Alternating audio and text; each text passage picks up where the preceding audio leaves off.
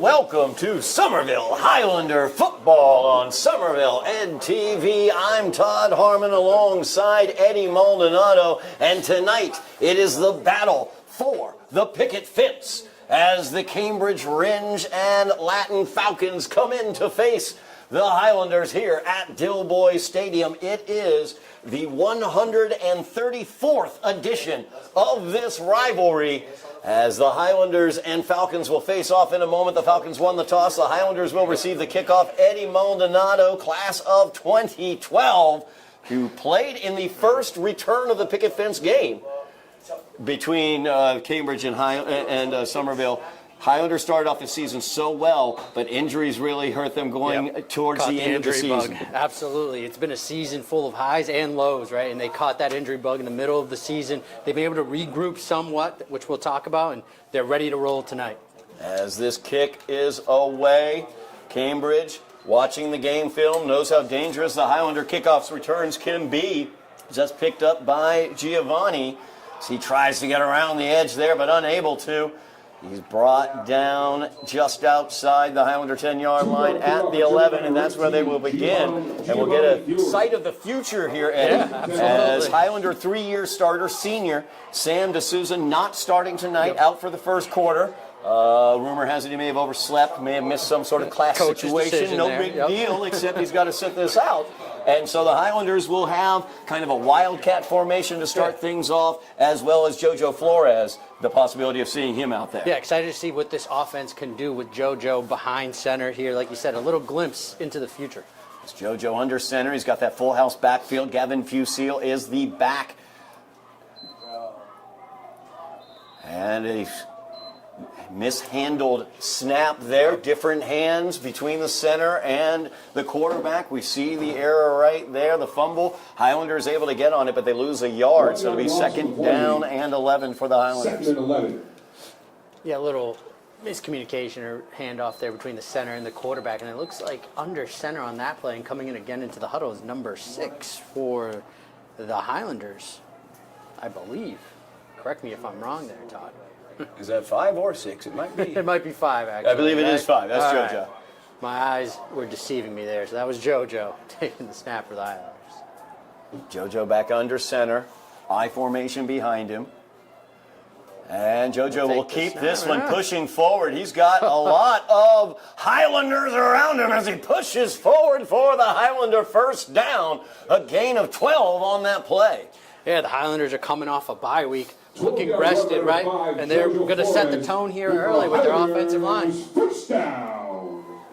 In that backfield behind JoJo, you have 2 GBL All-Stars, Gavin Fusil, the halfback, and Mateus Fernandez, the fullback, as they got in behind JoJo, pushing him forward for that first down. Highlanders have first and 10 here from their own 22-yard line.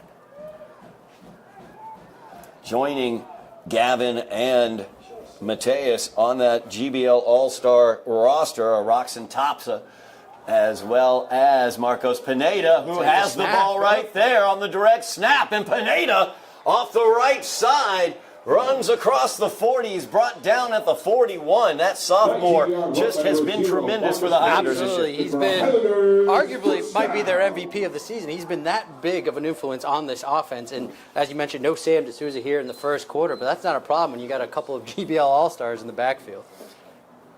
As now Ishmael Mack coming in. Mack had a touchdown last year against Cambridge. So he gets into the game number 2 for the Highlanders. Mack will be carrying the mail next year for the Highlanders as Gavin Fusil will graduate. Mack's a junior. He'll be back next year.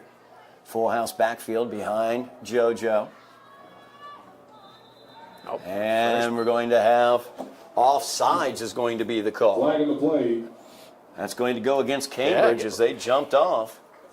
One area I know the Highlander coaching staff felt like they have an advantage against Cambridge is going to be in the trenches. They feel like they've got a little bit better strength on that offensive and defensive line. However, the Highlanders do play both ways. And so once again, that stamina is going to come into play. Yeah, we've seen their stamina be tested all season long, but you're right. They're going to want to attack in the trenches and win that battle in the trenches. And we've seen it early already with the offensive line pushing around this Cambridge defensive front. The Falcons have won 4 straight against the Highlanders on Thanksgiving, as we are on Thanksgiving Eve tonight. Hope everybody has a happy Thanksgiving. First down, 5 for the Highlanders. Fumble once again on the snap. JoJo will grab that one as it bounced around on the ground. So what the Highlanders got on that first down, on that penalty, they're going to get back a bit of it here. So it'll be second down and 8 for the Highlanders. Second and 8. Yeah, JoJo having issues there handling the football. That's the second time here on this opening drive that he's just been able to hold on to that ball. Not sure if it's, he's just not used to it or it's a little colder than usual here. That is true. That could be an impact as well. It's football weather, Eddie. Come on now. Got to be ready. Got to be ready for it. November in Massachusetts is cold. It is. I have found that out since I moved here. Factually correct. Snap to JoJo. He tries to get up the middle there, but Cambridge all over that one is one of their co-captains, Dennis Ambrose, in there on the tackle along with a bunch of other Falcons. They're saying they have the ball. Yeah. And they might. Oh, the officials might agree, but now we have a player removing his helmet, and that's going to get flagged. See, that looked like Lucas Diaz, I believe. Lucas Diaz getting a little too excited there, now kind of getting in the face of the Two official. flags down. Now number 7 saying some words, Jamal Lewis as well, or Jemai Lewis. I mean, let's remind everyone, this is a rivalry game. It is a rivalry Tempers game. sometimes flare in these types of games. The picket fence does matter. It does not matter the records or the seasons these teams have had. The Highlander-Falcon rivalry is always strong around Thanksgiving. Is Cambridge coaching staff out there getting their players under control? Highlander offensive coordinator Bob Silva out there taking the opportunity to talk to JoJo. Yeah, some Cambridge players got really excited after that play. We're going to have a timeout now. taken by Cambridge. So we'll see what those two flags were about as well, as the ball remains placed at the 42-yard line, listed right now. You see the third down slide is on the down marker. So it looks like 3rd and 8 currently as the referees are speaking there. During this time, I'll take the opportunity to talk really quickly about some of the other successful fall teams as the Highlander football team rebuilding, getting things back together, began this season 3-1 in their first 4 games. Injuries kind of derailed the train for the Highlanders at that point, but a 3-6 season for the football team as they are building lots of young talent led by Marcos Pineda on this team. And then you look across the Highlander landscape in the fall, and you have champions all over the place. You have success all over the place and playoffs all over the place as 3 different Highlander teams, 4 different Highlander teams won GBL championships this past fall season as the cheer team, the cheer team won the GBL championship. Fantastic job by them throughout the year. Congratulations on that championship. The boys cross country team won their 4th straight GBL championship. The girls cross country team won their 2nd GBL championship in the last 3 years, and the girls soccer team defended their GBL championship from last year successfully, winning back-to-back GBL championships and returning to the playoffs this year. As they are marking this one off, it looks like the Highlanders picking up a good 30 yards on that play. Yeah, or 20. I was going to say 15, but it's a lot more than 15 yards. It's a lot there. more than 15. We didn't get an official call from the referee here, but it's looking like it's going to be an unsportsmanlike penalty, and it might have been double. It looked like might have cost them double there. I mean, it looks like they moved it 20 yards, or no, 15 actually, because it was at the 42. So now it's 1st down and 10 for the Highlanders across into Falcon territory at the 43-yard line, and Fusil has not touched the ball yet for the Highlanders. As this direct snap comes back, this is Ishmael Mack as he cuts in, trying to get into the inside, strike that. That was Ryan Lewis. Flag in the play. And another flag on this play. Yeah. Lewis Ryan with that one. Another flag down in the area of holding against the Highlanders that time. And that's going to be the call. Yeah. As Lewis was trying to get around that corner, somebody got whistled for the hold. Lewis, another young player, sophomore wide receiver for the Highlanders, defensive back as well. Electrifying return man also for the Highlanders. So youth all over the field for the Highlanders as you look at this football team. 1st and 20. They're going to be backed up 10 yards, so it'll be 1st down and 20 now. Back across midfield at the Highlander 47-yard line. 7.5 minutes remaining here in the first quarter. Highlanders on their opening drive. Gavin Fusil in the backfield there, as you mentioned, has yet to touch the rock. As Flores with Fusil lead blocking. Flores around the right side, gets the corner, avoids one tackle. JoJo's got speed, and he's got the Highlander 1st down. Yeah, JoJo showing off the wheels on that play there.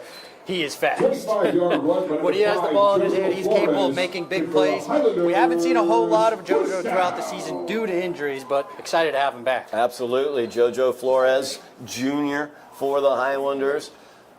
Probably will be taking the snaps next year under center, showing what he can do there on that run, getting the first down for the Highlanders inside the Falcon 30 at the 29-yard line. 1st and 10, under 7 minutes remaining here as the Highlander opening drive continues downfield.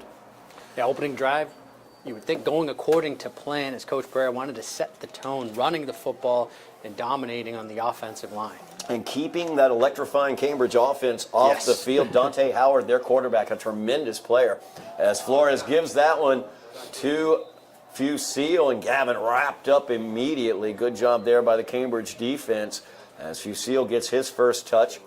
Loses about a yard on the play. 2nd down and 11 for the Highlanders. 1 yard loss in the run by number 1, Gavin Fusil. 2nd and 11. Fusil, one of the seniors we celebrated this evening as well.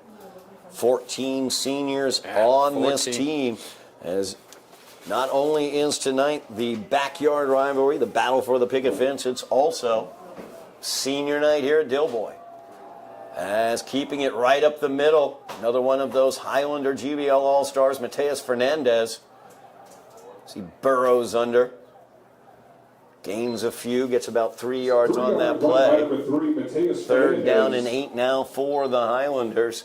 Definite 4-down territory here for the Highlanders as well. Unless we're going to get a Tim Jones field goal attempt. Might be out of range right now. Okay, I'm just saying. But hopefully we get to see one. We've tonight, been waiting for a Tim Jones field goal we've been waiting all year long. It's senior night. Tim's a senior. So this is the opportunity.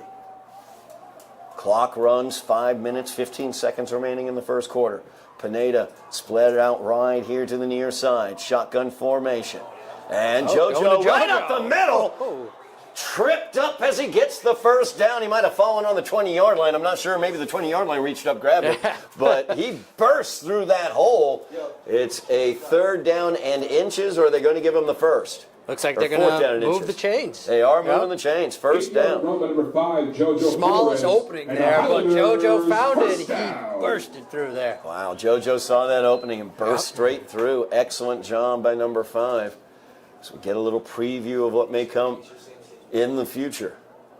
1st down and 10 for the Highlanders, just inside the Falcon 20. Highlander opening drive, taking time off the clock. As this time JoJo split up wide to the top of the screen. Direct snap will be the situation as Lewis gets it. Ryan looking for some room there on the left-hand side of the line, but there is nothing doing there as a flock of Falcons brought him right down. Oh, yeah, and the Falcons were excited to make that play there. Led by Jeremiah Lewis for the Falcons. 2nd down and 10 after no gain there for Lewis.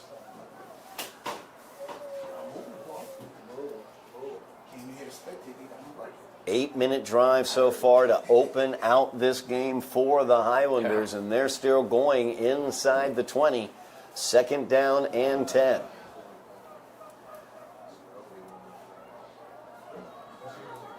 As Pineda now, he'll take the snap. Goes to the right, gets through a hole. Nice job by the right-hand side of the offensive line, giving Marcos the hole. As he pushes inside the 5, pushed back at the 2-yard line. It'll be 1st and goal for the Highlanders. Yeah, credit the offensive line there, going right off the tackle on the right side. Pineda finding plenty of room, picking up that 1st and goal for the Highlanders.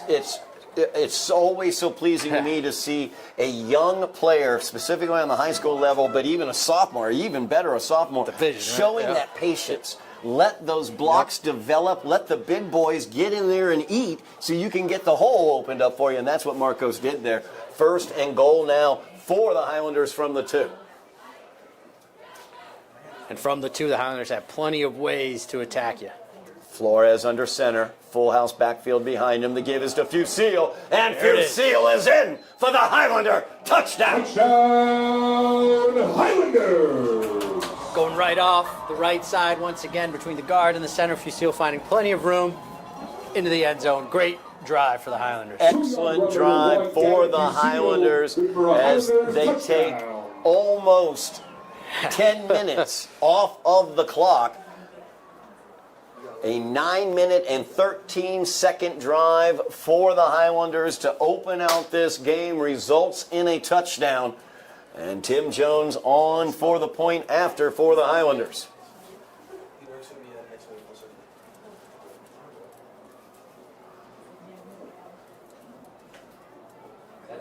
Snap is good, hold is good, kick is up, and it is Short, no good. Tim got underneath that one a little bit, popped it up into the air, didn't quite get the distance on it, so 6-0 is the Highlander lead after the 2-yard touchdown plunge by Gavin Fusil. And the Highlanders have led off this game exactly as they wanted, Eddie. Yeah, exactly how Coach Pereira drew it up, right? It's probably the conversation in the locker room. We need to set the tone here. Getting the ball first. Offensive line did its job, and they utilized that stable of running backs that they have.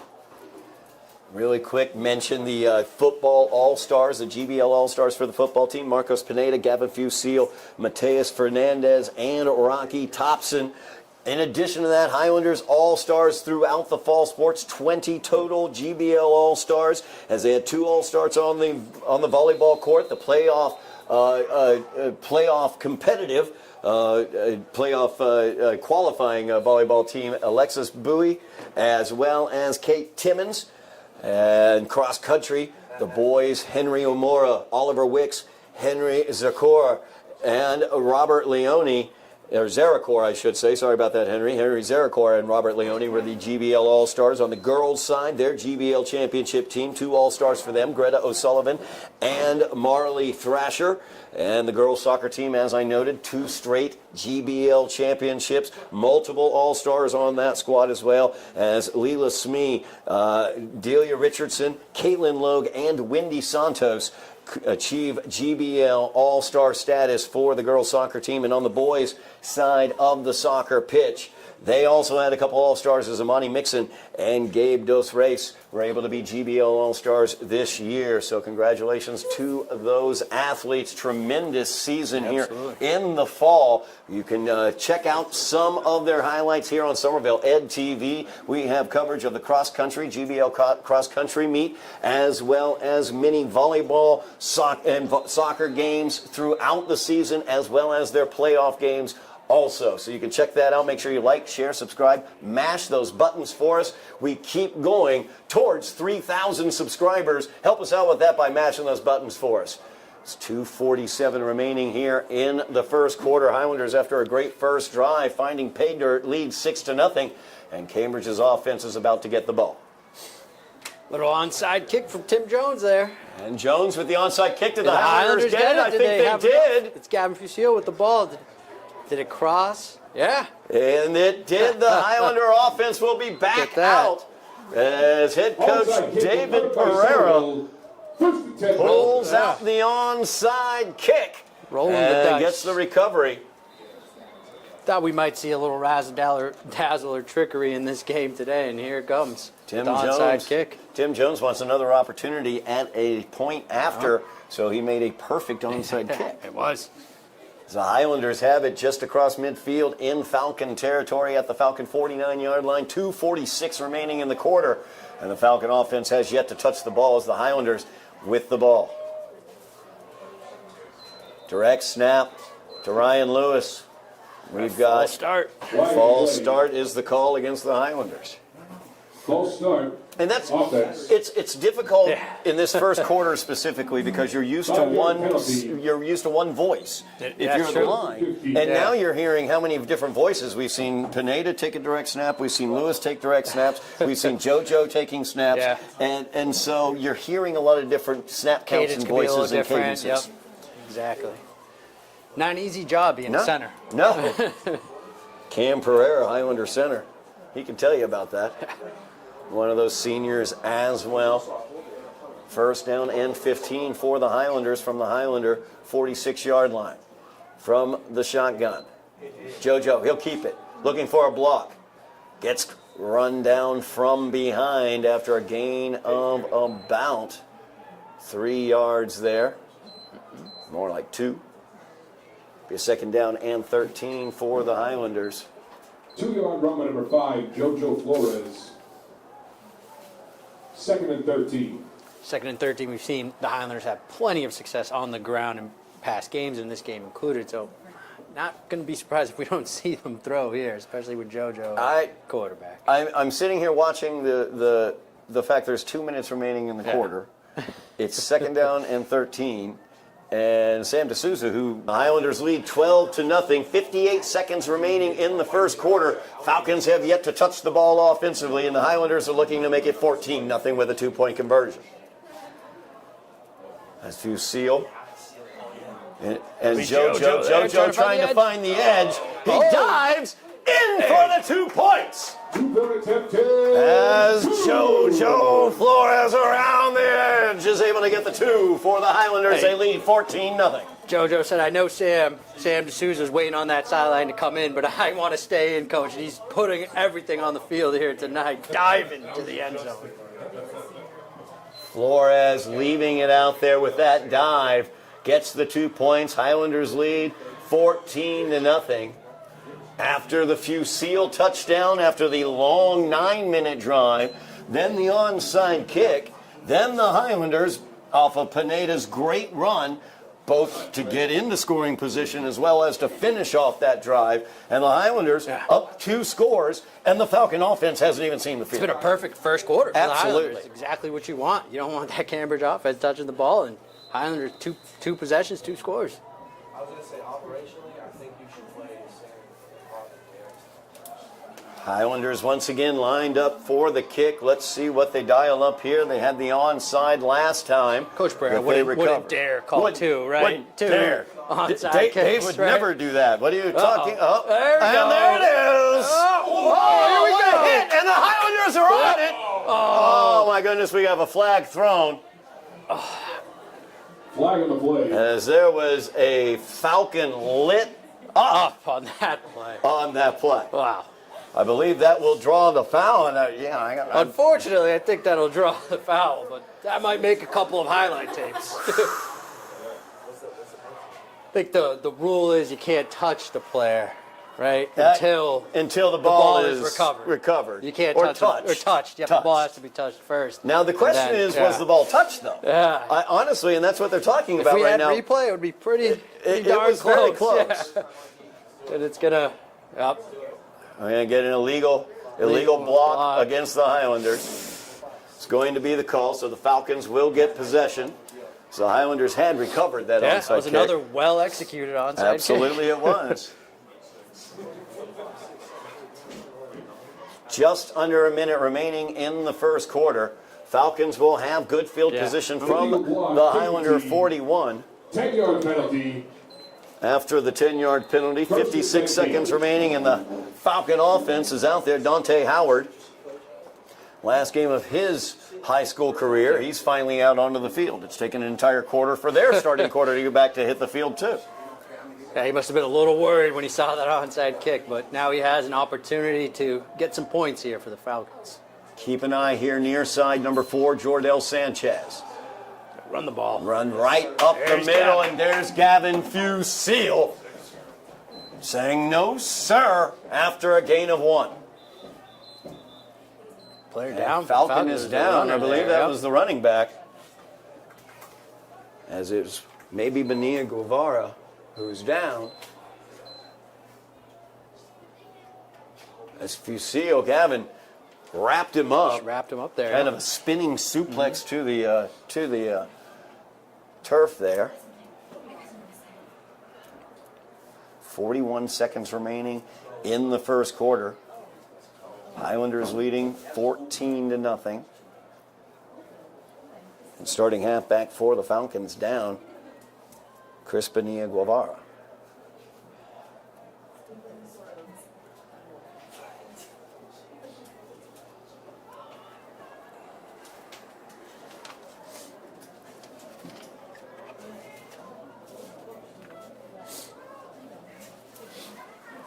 And important to know, I know we've been talking about the Falcons' offense. It's kind of been on the sideline. They haven't had a chance to come on the field. But same thing, the Highlanders' defense hasn't had an opportunity to get on the field and hit somebody. So here they are now, excited and ready to go. Yeah, they're ready to go. They're fired up. They've been over on the sideline getting ready to go for a while. But then again, A lot of players A lot warmed of up two a bit, ways. yeah. They've already been out there for a while, and that's one of the things the Highlanders have got to look at is they want these early leads and they want control of the clock, and they don't want to chase the Falcons around all over the place, and run out of the use up that stamina. Especially an offense like the Falcons, where they're going to try to throw the ball deep a couple of times and test your corners, and you're going to be running all over the field. So good to get an early lead here.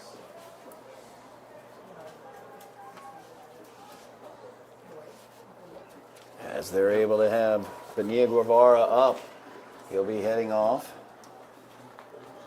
under his own strength. Yep. Hopefully we'll get to see him back out on the field. He is also a two-way player, linebacker as well as the starting halfback. Clock rolls, under 40 seconds remaining in the first quarter. 2nd down and 9 for the Falcons at the Highlander 40. And that's going to be Xavier Santos in the backfield now for the Falcons.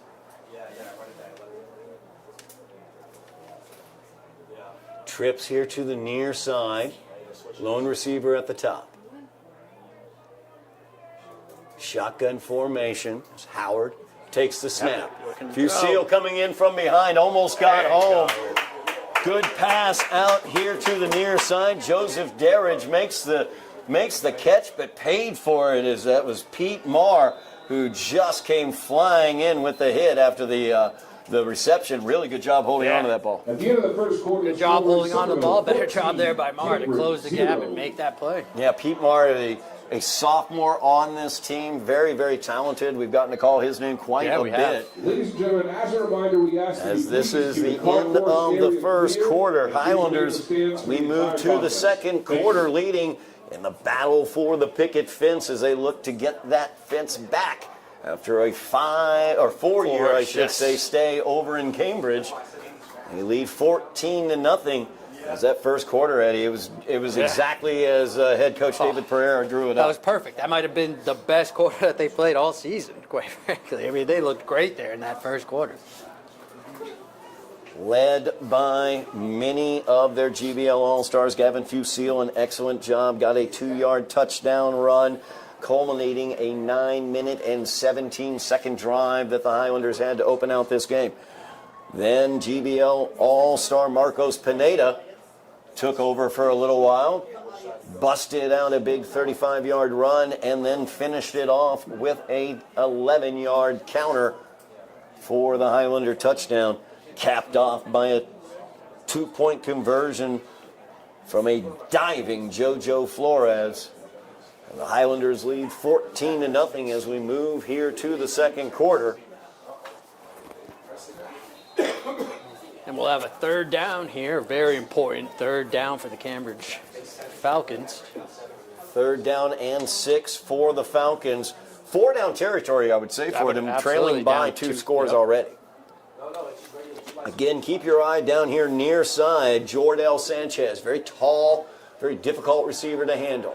Howard back to pass. Screen. Tried the screen as Mateus Fernandez up in his face, along with Avilio Lopez. It looked like he was trying to get the ball to Lewis and just overthrew him there and over the head of Lewis. And he had plenty of space in front of him, so Highlanders got lucky there. Yeah, Lewis had a ton of space there in front of him.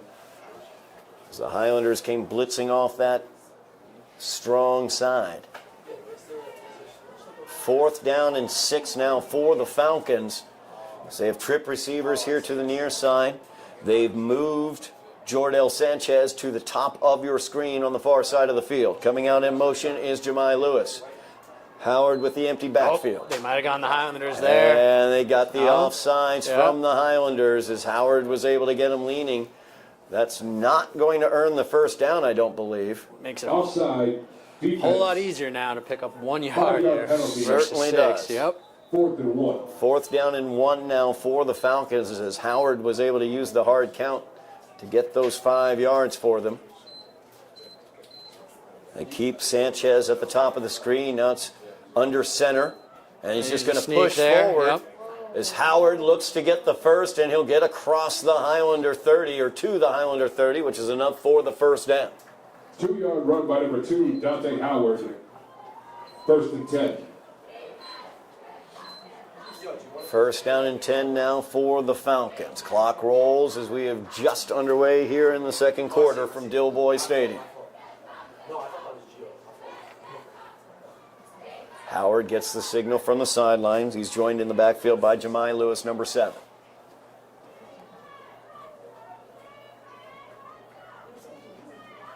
Howard back to pass, blitz coming in.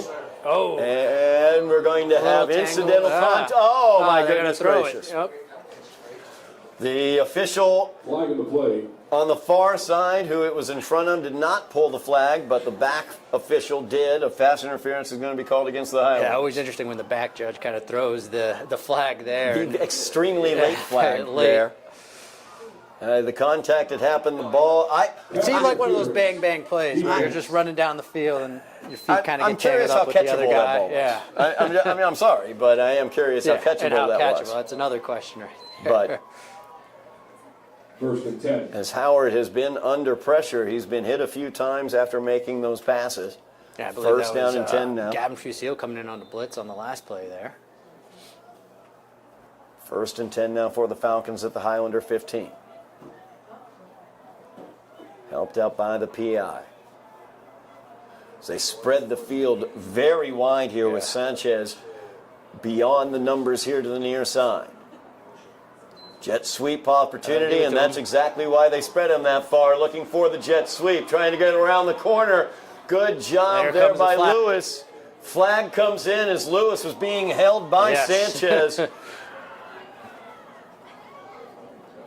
So we're going to get a holding called against Cambridge there on the corner. Really good job by Ryan Lewis holding his position and forcing Sanchez, to make that hold.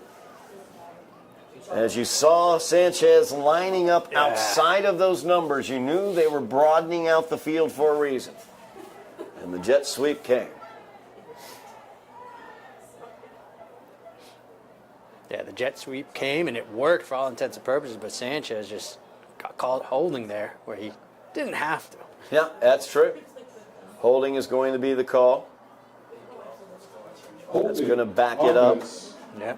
10 from the point of the foul. The foul occurred probably around the 11-yard line, so it'll back it up to about the 21, I would say. Oh, no, it actually occurred around the 6. So it's going to back up to the 16.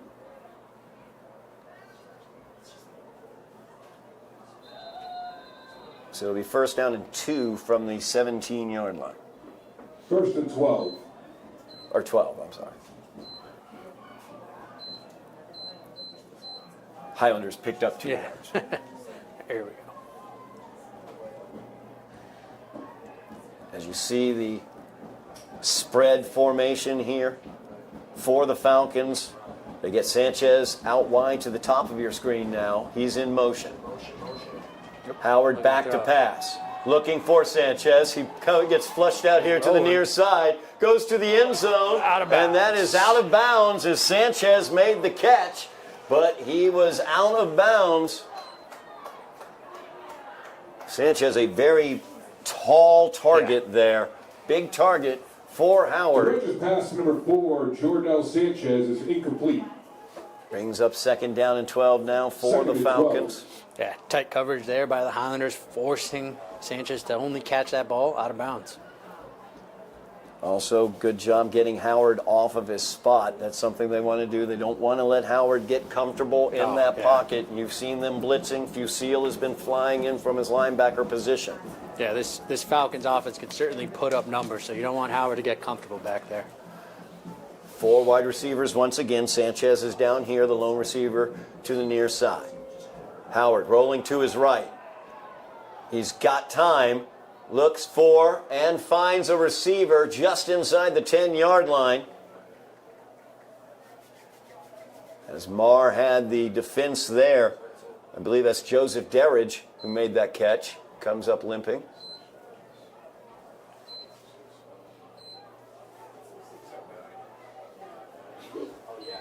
Oh, actually, it's Nico Santos. Santos unable to get off the field.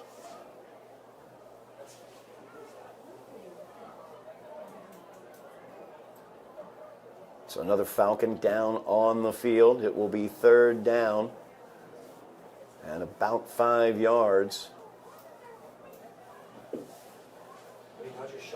As he will be helped up and immediately heading off the field here.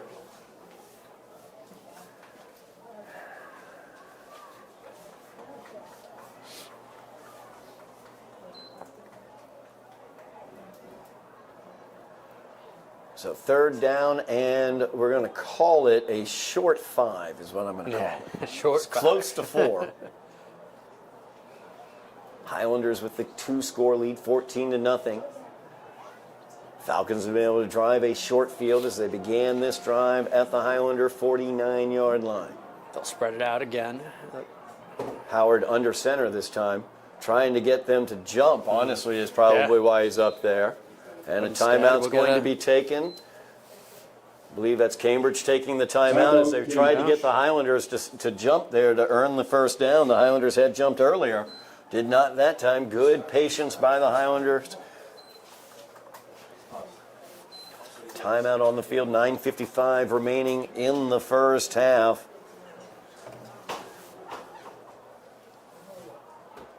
Opportunity to talk to you really quickly about what we have coming up here on Somerville Ed TV. You might have noticed if you're looking at our feed, which I know you are because, of course, you have mashed your buttons, and thank you very much for that. You have noticed some hockey games popping up as Joe Constantine has been reaching into the vault. Yes, reaching deeply within the vault for winters past. High school runs of playoffs for the Highlander hockey team. We have a couple posted right now. Keep your eye out for some other playoff runs for winter teams of the past. As Joe Constantine loves to open up the Highlander vault here at Somerville Ed TV, see what he can find to entertain all of our followers. And of course, this coming season, we're hoping to have more playoff action as the hockey team looking to get back into the playoffs for the 3rd straight season. The Highlander boys basketball team looking for an improvement upon last season. And the girls basketball team, there's rumors that they will be challenging for quite a few victories this year. So keep your eyes here on Somerville Ed TV. Keep up with that winter Highlander sports action. As we have this 3rd down play here, Howard fakes. Oh, he's got pressure in his face. He breaks away, and that's got to be grounding. You would think, and no flag. No flag. There it is. You got to My ask goodness for it. You gracious. got to beg for the flag. There it is. I mean, he was throwing it to the chain gang, and there was not a Falcon anywhere near it, and it did not go out of bounds, and he was not out of the pocket. So I'm just checking off you all check the rules. all the boxes there. That's intentional grounding. That is intentional grounding. 9:49 remaining. Great job there by the Highlander defense getting the pressure. I believe that was Mateus Fernandez getting in there. It looked to me like it was, Mateus Fernandez from his linebacker spot coming in. GBL All-Star Mateus Fernandez. I just love saying that. Gavin, you saw coming. You knew that was coming. Rocky, you knew was coming because, tremendous leaders on this team, defensive, offensive captain. But Mateus Fernandez, we've talked about it all year. His blocking in there from the fullback position and his running from the fullback position and his play at the linebacking position. Just tremendous throughout the year. Great to see that other people saw what we saw. Right? Exactly. Yep. Another one of the seniors here we celebrate here on senior night as it is 4th and long, 4th and 19 for the Falcons. All right, Howard from the shotgun. Back to pass. Under pressure again. He sidesteps and throws downfield. That's going to be a pass interference, I believe. Flag in the play. A lot of flags on the play. And a hat. It's everywhere. Pete Marr did not play the ball. He did not. Played the man. So pass interference, but the reason why it was thrown with the hat was because the penalty flag had already been thrown by him. So I don't know what that call will be. We will get that worked out. We got the penalty flags and the hat. I mean, a flag is when it's bad. You made a penalty. You don't want to see the hat. The hat is like, I already saw the penalty. Now we got to do this. We got to do this again. Yep. And it is going to be a defensive holding, which is declined, and then the defensive pass interference, which is accepted. The PI, now here's the interesting point. Pass interference is not an automatic first down anymore. It's not. What's it get you? 10 yards right there? 15? It's a distance, and we'll see whether it gets them a first down. It's not an automatic first so down it'll be anymore. that spot foul. It's a essentially. spot foul, and that's not a first down. It's not automatic first down. They're going to give it to them, but Well, we haven't seen it. It still says 4th down on the chain gang over there. so it would be a 4th down. Yep, exactly. Yeah, fourth fourth down. down. You are 4th down correct, yep. and 8 now for the Falcons. A rule change recently by the MIAA to prevent teams from just throwing the ball downfield and earning first downs for not actually completing a play. 4 wide receivers, 2 to the top, 2 to the bottom. Howard takes a snap, looking for the jet sweep, looking for Lewis to get make a outside, and he is wrapped up and pushed back by a host of Highlanders. Host of Islanders. Team defense there. 1 yard Closing the edge, making a play. Turnover on downs. Really strong defensive stand by the Highlanders as they hold the Falcons off the scoreboard. They had a short field. The aid of a pass interference. Yep. The aid of multiple penalties on that Very drive. true. Yeah. Almost changed a 4th and 6 to a 4th and 1 by virtue of a penalty as well. However, the Highlander defense able to stand up there and stop the jet sweep and the offense back out on the field as they found pay dirt in their first 2 drives. Now Sam D'Souza out there under center for the Highlanders as D'Souza hands off to Fusil. Fusil trying to find a hole. Yards. Yep. Gavin Fusil, 3 yards and a cloud of turf dust. 3 yard run by Second number down 1, and Gavin 7. Fusil. 2nd and 7. As the Highlanders lead 14-0, 9 minutes remaining in the first half. Highlanders dominated the first quarter of play as they had time of possession, I believe, in the 12-minute quarter of 11 minutes and about 8 seconds. Yeah. Surely felt like they almost had the whole first quarter to They themselves. certainly did. As D'Souza Hand it gives off it to up to fullback there. Fernandez, and there's Mateus Fernandez picking his way forward, able to get a few yards and make it a very reasonable 3rd down here for the Highlanders. 3rd down and 2. Mateus Fernandez. 3rd and 2. 3rd and 2, and they got options here. Once again, they can hand it off to Mateus Fernandez or utilize Gavin Fusil, or hey, they can even use D'Souza here. Yeah, Sam will tuck it and run. Sam will just Yeah. go forward and let you push him from behind. Either one will work. We've seen it all work. I formation behind D'Souza. Oh, And we movement have there. a jump there, Yep. right? They're gonna call false start. false start. Flag on the Really? play. And now we Now we have have a another flag flag. during Another flag on the play. some discussions along the line of scrimmage, and I don't know. They're moving. We got fingers pointing in both directions. Yeah. here. The defensive player Okay. jumped, no Yeah. question. I don't know if he entered the neutral zone, but that did but cause. they're gonna give you a false start before that, and then unsportsmanlike against Cambridge. All right. Okay. So the unsportsmanlike win against Cambridge, Yep. and that They will didn't not give- be an offsetting situation. Nope. It was post play, so you're going to tack on 15 to whatever ends up happening. But there was no offsides. Right. They saw something different there, I guess. But I hey, don't- we'll take the yardage. We'll and take the yardage, exactly. 1st down and 10 now for the Highlanders, as they will get it at the Highlander 30-yard line. As D'Souza in with the play. Clock rolls, 7:50 remaining in the first half. Highlanders up 14-0.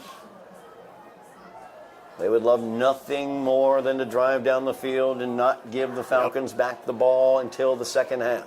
The Falcons will receive the second half kickoff. As driving forward is Gavin Fusil. Gain of about a yard on that one as he was met in the hole. Dennis Ambrose in there to make the tackle. 2nd and 9. And we'll have another Falcon player down Another here. Falcon player Yeah, down. that's That number one 4 is there. Jordell Sanchez. That is their wide receiver, Jordell Sanchez. And defensive back, obviously. So their starting halfback went out on the first play from scrimmage. I don't believe we've seen him come back. We've not seen Benia Guevara return, and now Sanchez, he's up quickly.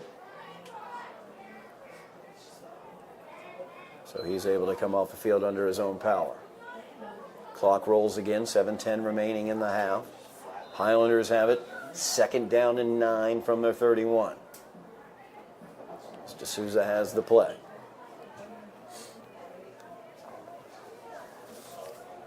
Highlanders have yet to air the ball out.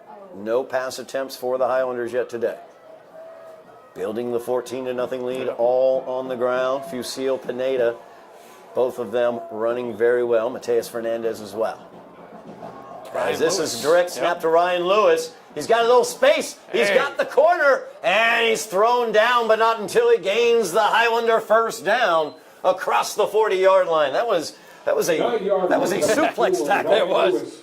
Had to use all his strength to slow down Ryan Lewis on that play. And now it's the 3rd time he carried the ball and finally able to pick up positive yards. He picked up a first down. Now, Ryan Lewis, a very electrifying player for the Highlanders. Like I said earlier, he's been so close on many kick returns to getting that last man, beat that last man. Nearing 6 minutes left in the half. And they'll come out in the same formation. Lewis once again. This time he'll run right up the middle, a little counter back the other direction, and he's got the Highlander first down across the 50, and he's brought down at the 40-yard line. It worked on the left side. Now let's try the right side, and same result. Power counter. That's what Bob Silva, the offensive coordinator for the Highlanders, likes. He likes to power run, and then he likes to counter off of that power look. And that is exactly what we've seen. We saw Pineda score the touchdown off of that same counter look. And Lewis right there reading that counter, bouncing it to the right. 5.5 minutes remaining here in the first half. Highlanders in Falcons territory at the 45, 1st down and 10. I formation behind D'Souza. Oh, fumble there. Fumble there. Sam picks it up, and he's going to gain some yardage and more as Sam rumbling down the field gets 8 yards on the broken play. Hey, we said he could run it, right? We said he could kind of push himself forward, and that's kind of what he did there on that play. Kind of tumbled forward and picked up about 8 yards. Actually, is that Pineda in there? Oh, that was D'Souza that ran the ball. Okay, it was D'Souza. I just saw Pineda up, walking around, and mistook the 0 and 9 for a moment.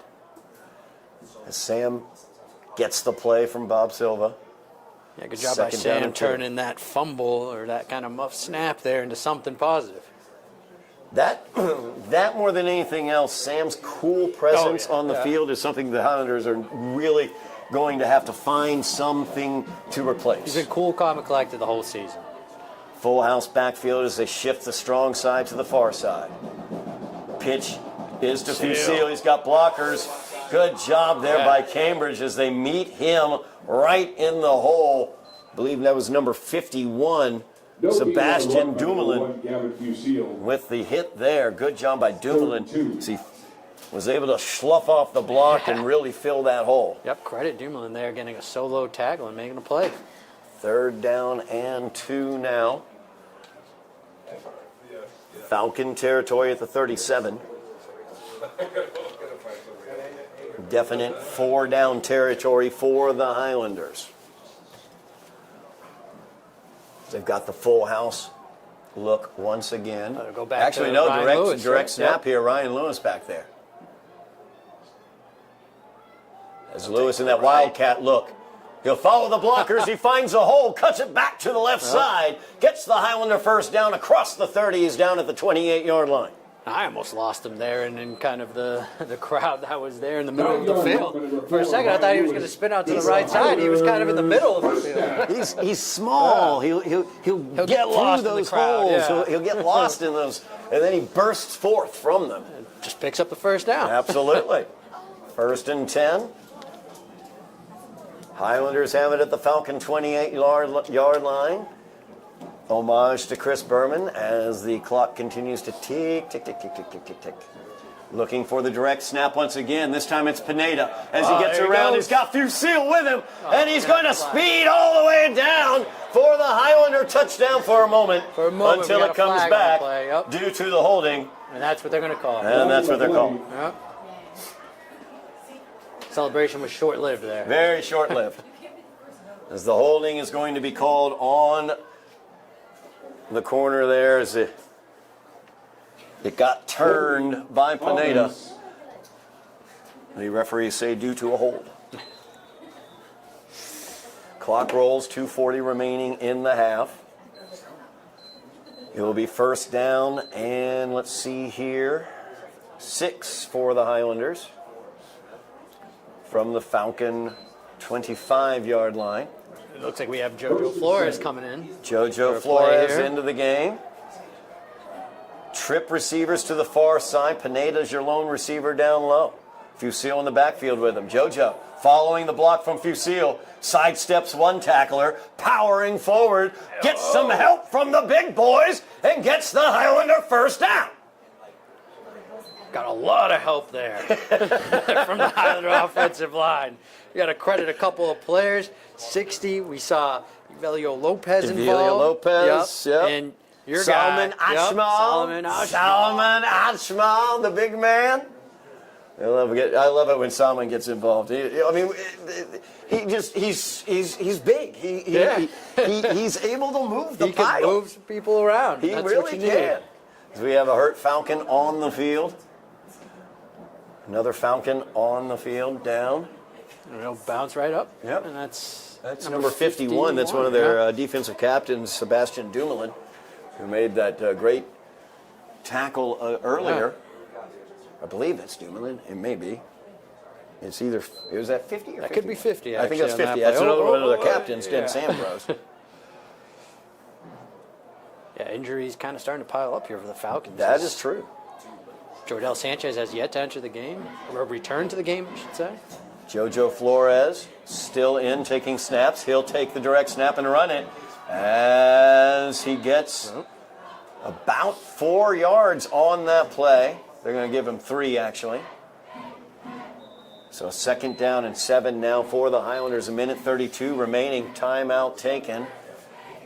The Highlanders Timeout, Somerville. dominating time of possession, which is Absolutely. exactly what they wanted to do coming into this game. And I talked about earlier at the beginning of this game, Eddie, that the Highlander coaching staff felt like they had An advantage, an right? advantage Yep. in the trenches, and we're seeing that play out as the linebacker blitzes have really been able to get Howard off of his spot on the defensive side for the Highlanders. And you watch what this offensive line is doing, the holes that they are giving those runners, Pineda and Flores, as well as Lewis, and our main man Gavin Fusil, who has not really burst out. Not yet. He has a 2-yard touchdown, but and he hasn't haven't really even burst one. really called Ismail Mack's name either. And Exactly.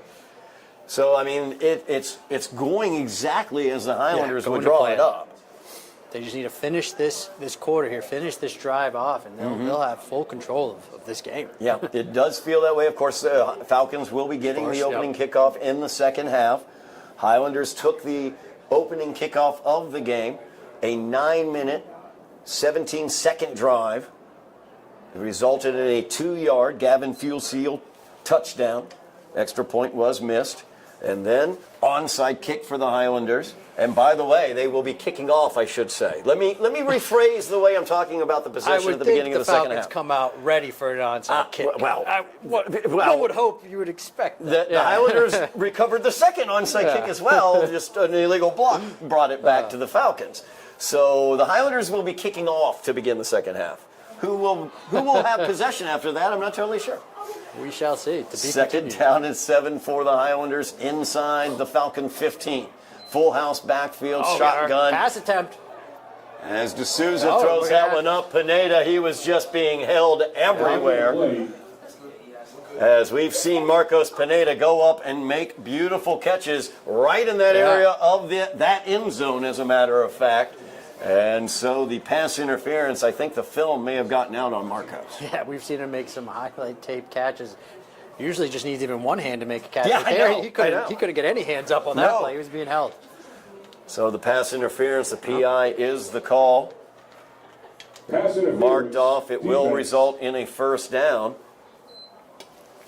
As the yardage will get the Highlanders first and goal inside the 10 at the Falcon 7-yard line. Clock is stopped with 1:28 remaining in the half.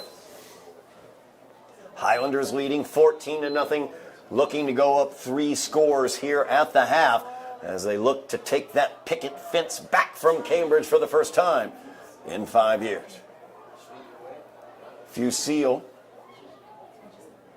Direct snap to Lewis. He's got the blockers in front of him around the edge, coming into the short side. Tried to run that sweep here to the short side. Got a couple of yards out of it there inside the 5. He was forced out at the 3.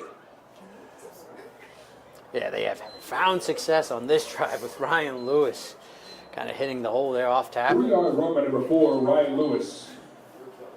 Second and goal. That time following his blockers, he's had success. He and Pineda both countering off of those blocks as well as following those blocks.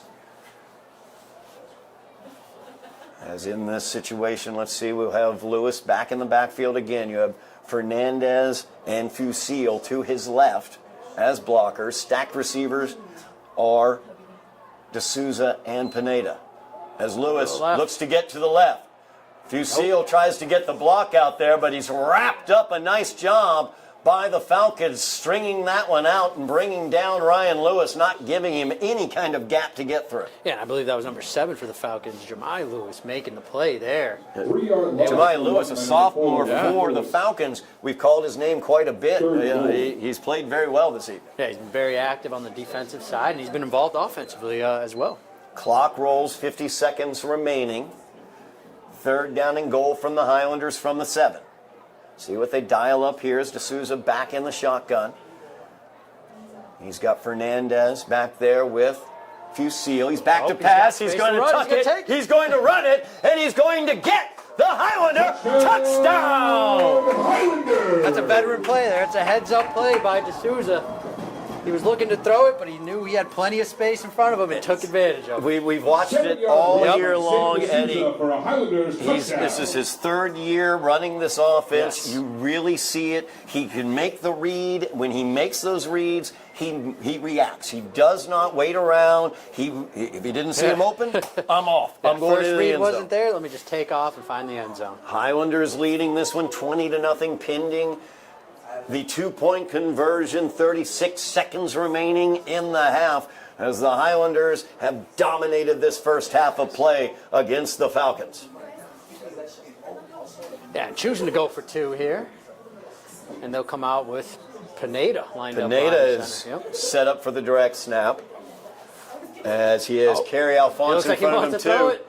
Nope. Pineda is going to cut it in, and he's in for the 2 points. Thought for a second about he's tossing that ball. Not sure if that was by design or if he was just giving us a little pump fake, but it worked. It worked, whatever it was, got him off balance. The Highlanders lead 22-0. 36 seconds remaining here in the first half. Just everything going the Highlanders' way here in the No first doubt. half.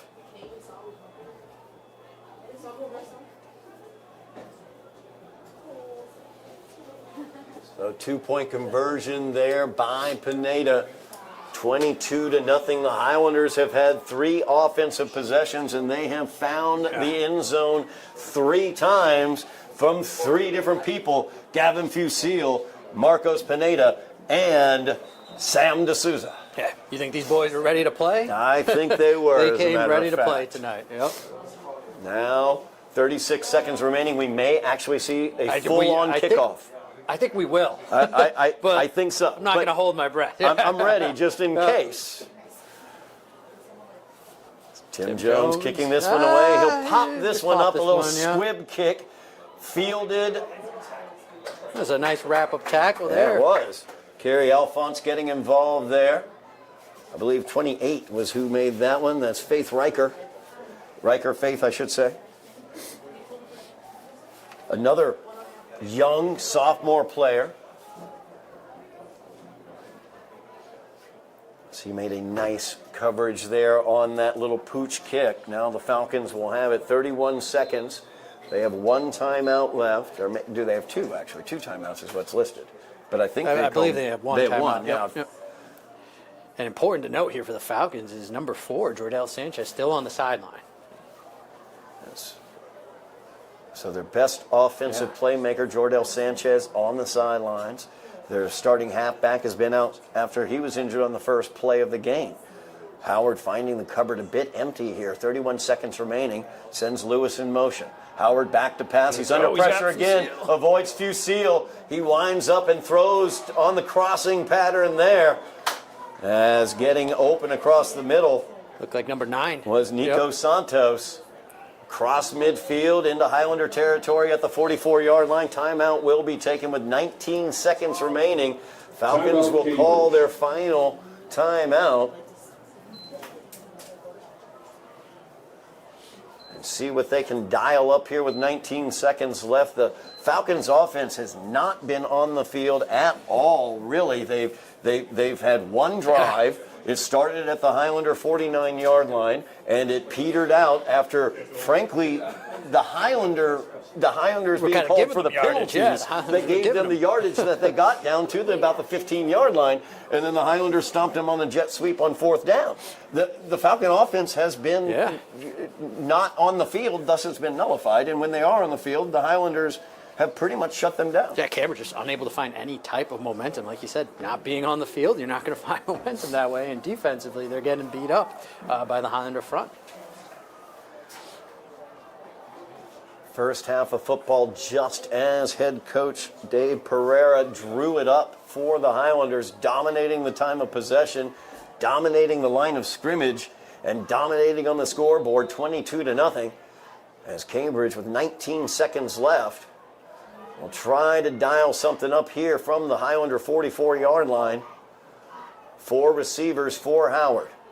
His big playmaker, though, number 4, Jordell Sanchez, on the sideline with an injury. Howard back to pass. Gavin Fusil in on Howard for the sack. And that should take us to the half, one would think, with no more timeouts left for Cam. 5 seconds. Can he spike it and try to get one more play? No, he will not be able to, as they were not able to get it lined up in time.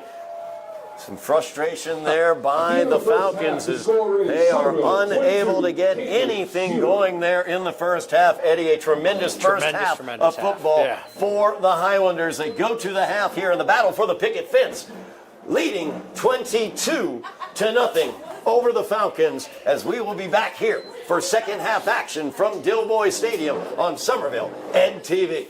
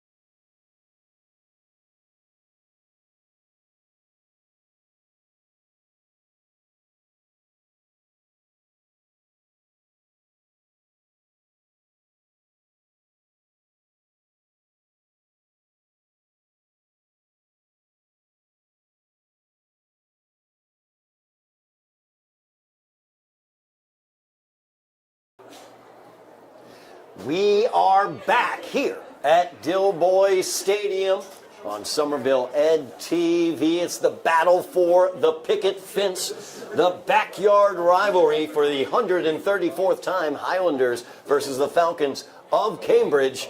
As the Highlanders lead this one 22-0. I'm Todd Harmon, Eddy Maldonado alongside for the second half of this game. Eddy, the first half of this game, perfect way the Highlanders wanted it to go. Yeah, if you're Coach Pereira, you got to be proud of this team. The way they came out in that first half and performed, they really brought it to Cambridge, dominated the offensive and defensive front. And JoJo Flores came in that first quarter, showed off a little bit, and then we had Sam D'Souza come in, and he continued to do his thing as well. Highlanders will be kicking off here to open out the second half, but they had 2 onside kicks in the first half after they had a 9-minute-plus drive to open the game. They had an onside kick that they recovered, then scored another touchdown to lead 14-0, and then tacked on a third touchdown at the end of the half. So and we we'll get an see onside another kick again. onside. Oh, ball's loose. Ball's loose. Highlanders are on it. Yep. For the third time, they've recovered the onside kick. This one they will keep. Recovered by the Highlanders. We knew it was coming. We knew it. We knew it had to be Cambridge coming, right? knew it too. Yeah. And they had it for a split second and just came Unable loose. to hold on. Yep. So the Highlanders yet again come away with possession as the Highlander offense will start things off here in the second half at their own 45-yard line, leading 22-0. 3 onside kicks for the Highlanders, 2 of which they have recovered. They did recover the third, but there was an illegal block involved. Technically. And you got to credit Tim Jones there. Every single onside kick has looked exactly the same, just pinpoint precision there. Excellent job by Timmy Jones, no question about it. Direct snap to Pineda as the whistles sound. Flag, false start. False start's going to be the call against the Highlanders, as the Highlanders have found great success with the Wildcat look. They will do a direct snap to either Pineda, number 0, or Ryan Lewis, number 4. Yes. You will see, as you look at the formation, they will have blockers to their left normally, and then they will either follow those blockers or counter to the other side away from those blockers. Pineda scored his touchdown, a 9-yard or 12-yard jaunt on exactly that.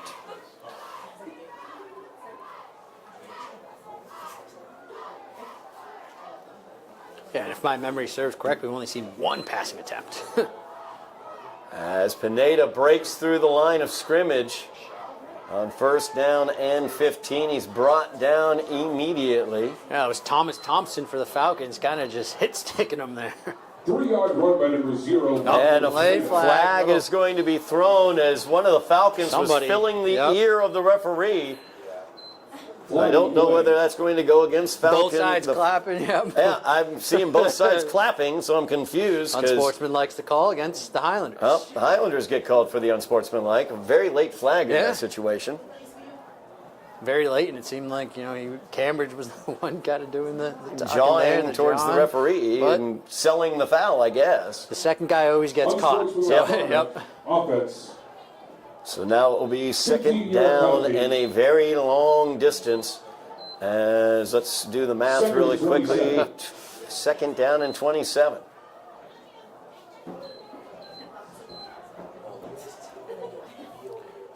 Not sure if there's many plays in the playbook to pick up I have 27. One. I have What's one. They've here? hit. Ismail Mack is in the backfield. Watch Okay. for the screen to Mack. As back-to-pack That's what they're passes going to for. Souza. There's the pass. The screen looking for Ismail Mack out to the left. One of their favorite plays to run when they're looking at long down and distance. That screen. And we're not able to get it. We've seen that one pop for them a couple times this year. And it might have worked there, but number 55 for the Falcons, Lucas Diaz, kind of got in the way and disrupted that one.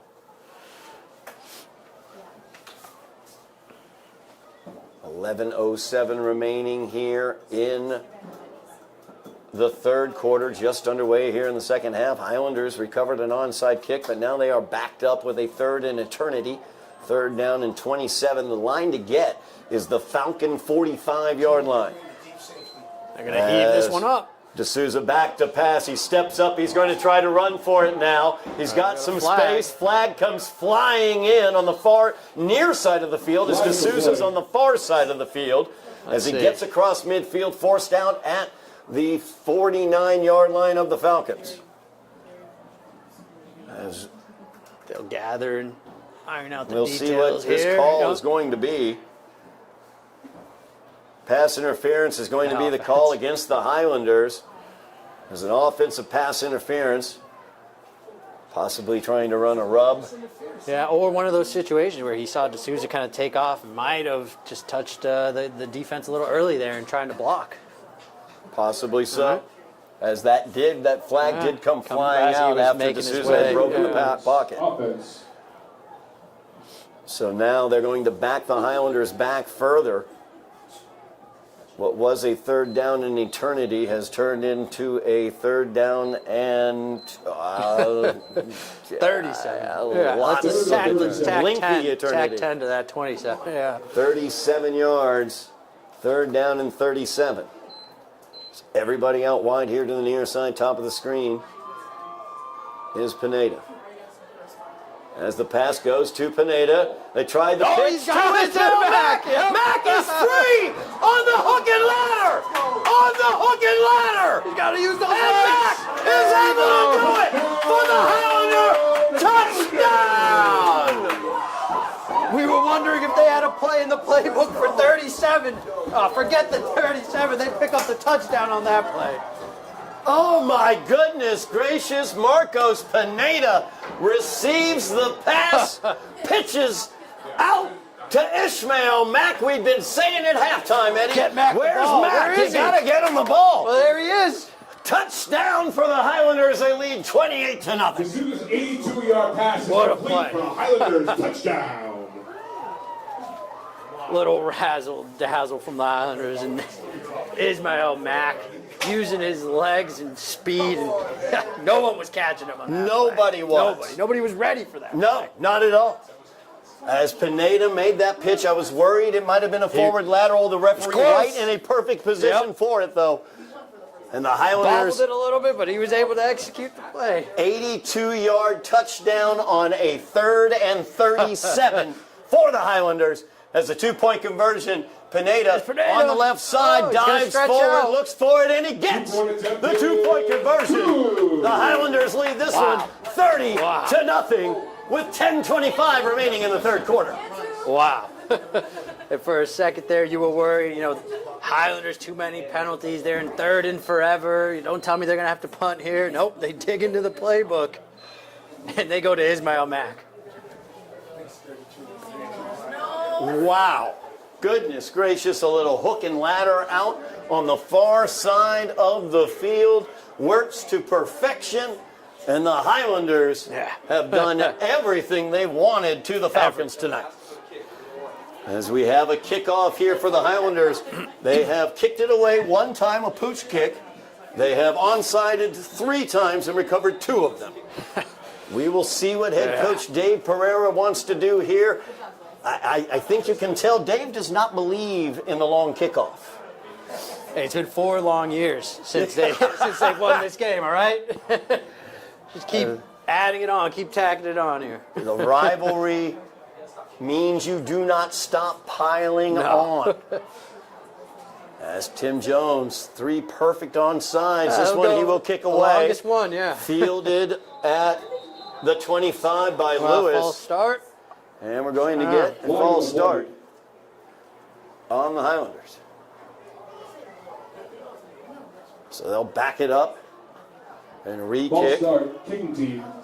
Now, would Coach Pereira take this as a sign that he should go ahead and onside? He might be thinking to himself, I knew it. I knew it. I should have just kicked it. False start, right? Forget it. I'm onside now. We're going to do it. Forget it. Well, I think they play the field here and just kick this one deep. Highlanders leading 30-0, and there's the onside again from the huddle. And that time Cambridge is able to get onto it. As they broke from the little huddle trying to sneak the onside. Recovered by Cambridge. Cambridge able to make the recovery that time. So it'll be first down and 10 for the Falcons at the 49-yard line of the Highlanders. This is exactly where they started. They're really their first offensive possession of the game with under a minute remaining in the first quarter. And it was their best drive, and it still yielded 0 points. Yep.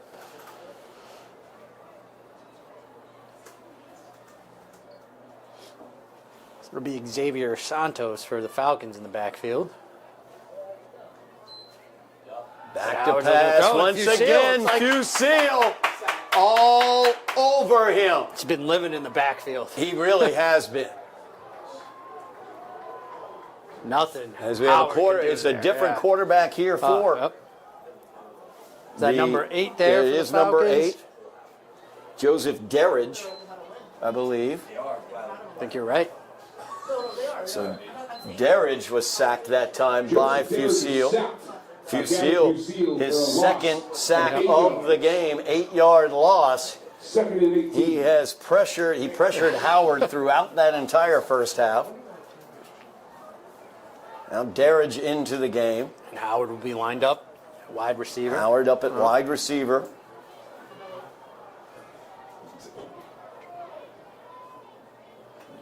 Man in motion is Green. Back to pass is Derridge. Trying to get it here near side on a little wide receiver screen to Jordell Sanchez, who had come back into the game. Jordell had been injured in the first half, but came back in. But that pass behind him, unable to make the play, brings up a 3rd and long for the Falcons. Yeah, Cambridge has to come up with something here. Fusile has just been blitzing and going untouched into the backfield. Absolutely. You think they're going to send some extra help to that side or something? As Derridge getting the play from the sideline. It is a 3rd down and 18 for the Falcons. The line to get is the Highlander 39.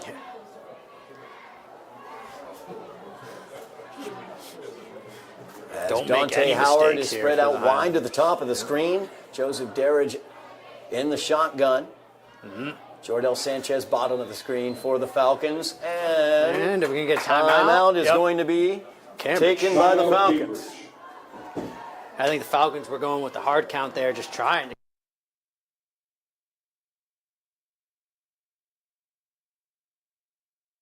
They can, as we noted, Eddie.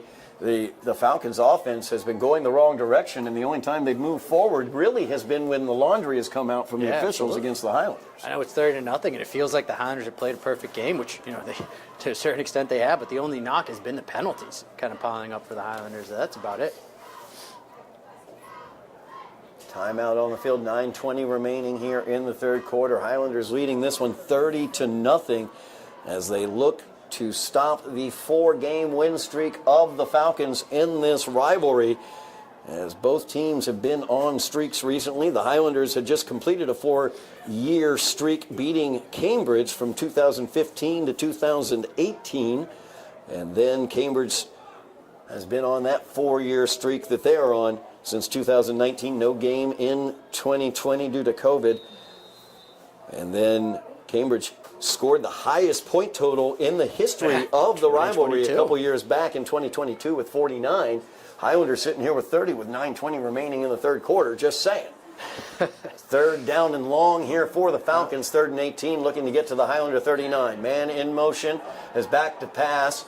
Looking downfield to Sanchez, and he's unable to bring it in. That pass was short. He tried to bring it in, haul it in, and was unable to. Looking for a flag, but not going to get it is Jordell Sanchez. Good defense there by the Highlanders. And the reason why it was short, Gavin Fusile in the face of Derridge once again. Header number 4, Jordell Sanchez is incomplete. As Derridge under pressure consistently. Credit Derridge for even getting that pass off there, knowing pressure was coming right at him. Absolutely. So being up 4th down here, we'll see what the Falcons want to do. Are they going to give the Highlanders the possibility of an extremely short field? It looks like it, as no punter has been brought onto the field. Got to expect the hard count to come here, so Highlanders need to stay disciplined. 4th and 18 for the Falcons. Derridge taking the shotgun snap. Sanchez near side trips to the top. Darridge play Here action. comes the blitz. Yep. And the screen comes out here to Lewis, and he is Yep. hit and knocked out immediately. Excellent work there by the Highlanders as Lewis was able to slough off the blocker and just square right up on him. Had nowhere to go there No. for the runner. Jemiah Lewis had nowhere to run, and Ryan Lewis making another play on defense. Jemiah Lewis taken down by Ryan Lewis, and the Highlanders get the ball turnover on downs for Cambridge. Highlanders get the ball, great field position, the Cambridge 39-yard line to begin this drive, as the Highlanders have had 4 drives Yep. and 4 touchdowns so far this game. They're playing the best game of their season here. They're coming off- executing, running on all cylinders here. Coming off a 3rd and 37 that they achieved to the tune of an 82-yard touchdown. Here comes Fusil now Fusil. as he breaks the tackle. He's running with meaning and power out of bounds as he gets the Highlander first down across the 30 to the 26-yard line. 13-yard run by number 1. We have not seen Gavin get to gallop yet Not tonight. yet. Not yet. I think maybe we're going to see some power from Mr. Fusil here. He's been used mainly as a blocker throughout the evening. And although he does have a short 2-yard touchdown plunge that opened the scoring for the Highlanders, we really haven't seen him break one. You know he wants to break Oh, one. you know he does. Especially since Mac had one. Yeah. I mean, Ishmael got he has one. to Come on. Even the odds there, yeah. Full house backfield. There he Fusil goes. gets the pitch, looking for a hole. He gets hit right there in the hole, powers forward through the hit, cross the 25 down to the 23-yard line, gain of 2 on the play. 2-yard run by number 1, Gavin Fusil. 2nd and 8. Clock runs, 8:30 remaining in the 3rd quarter. Highlanders with the 30-0 lead, looking to build on it. As they have dominated this game, they have dominated from the trenches. As their defense, multiple sacks from Gavin Fusil. And the offensive line has been tremendous, opening up holes for Pineda, Fusil, D'Souza, Jojo Flores, as well as Ryan Lewis and Ishmael Mack. In there, how about Mateus Fernandez? He'll take 1-2 and get a first down for the Highlanders as he gets knocked down at the 15-yard line. You were listing names and you almost forgot number 3 there. Today's Fernandez. Again, so happy the GBL All-Star Committee did not forget Mateus Fernandez. Well-earned nod for Mr. Fernandez. It is actually 3rd and a very short one, 3rd and inches here for the Highlanders. As Fernandez brought down just short of that first down marker. And if you're offensive coordinator Bob Silva, you're just dialing up whatever out you here want having right fun. now. Heck yeah. I formation behind D'Souza. Ooh. As they try to load up the defensive line here to the near side. And QB Sam will sneak. just take it and lean forward and push and take the first down as he gets it. A nice 5-yard gain on that push. Like you said, Todd, really Highlanders able to do whatever they want. You could do that when you have an offensive line that's pushing those boys around like they are tonight. Absolutely. Cam Pereira out there. Salman Achmal as well. Rocky Tapa, number 52 out there on that offensive line. Just a tremendous group, a big, powerful group up there, and just running over the Falcons this game.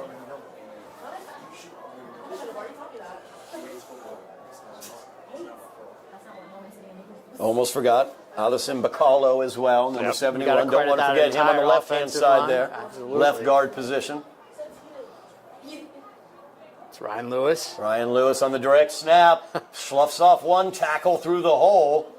And he falls forward, gaining about 4 or 5 yards on that play. And we get a late flag coming in as there's some extracurriculars going on in the pile.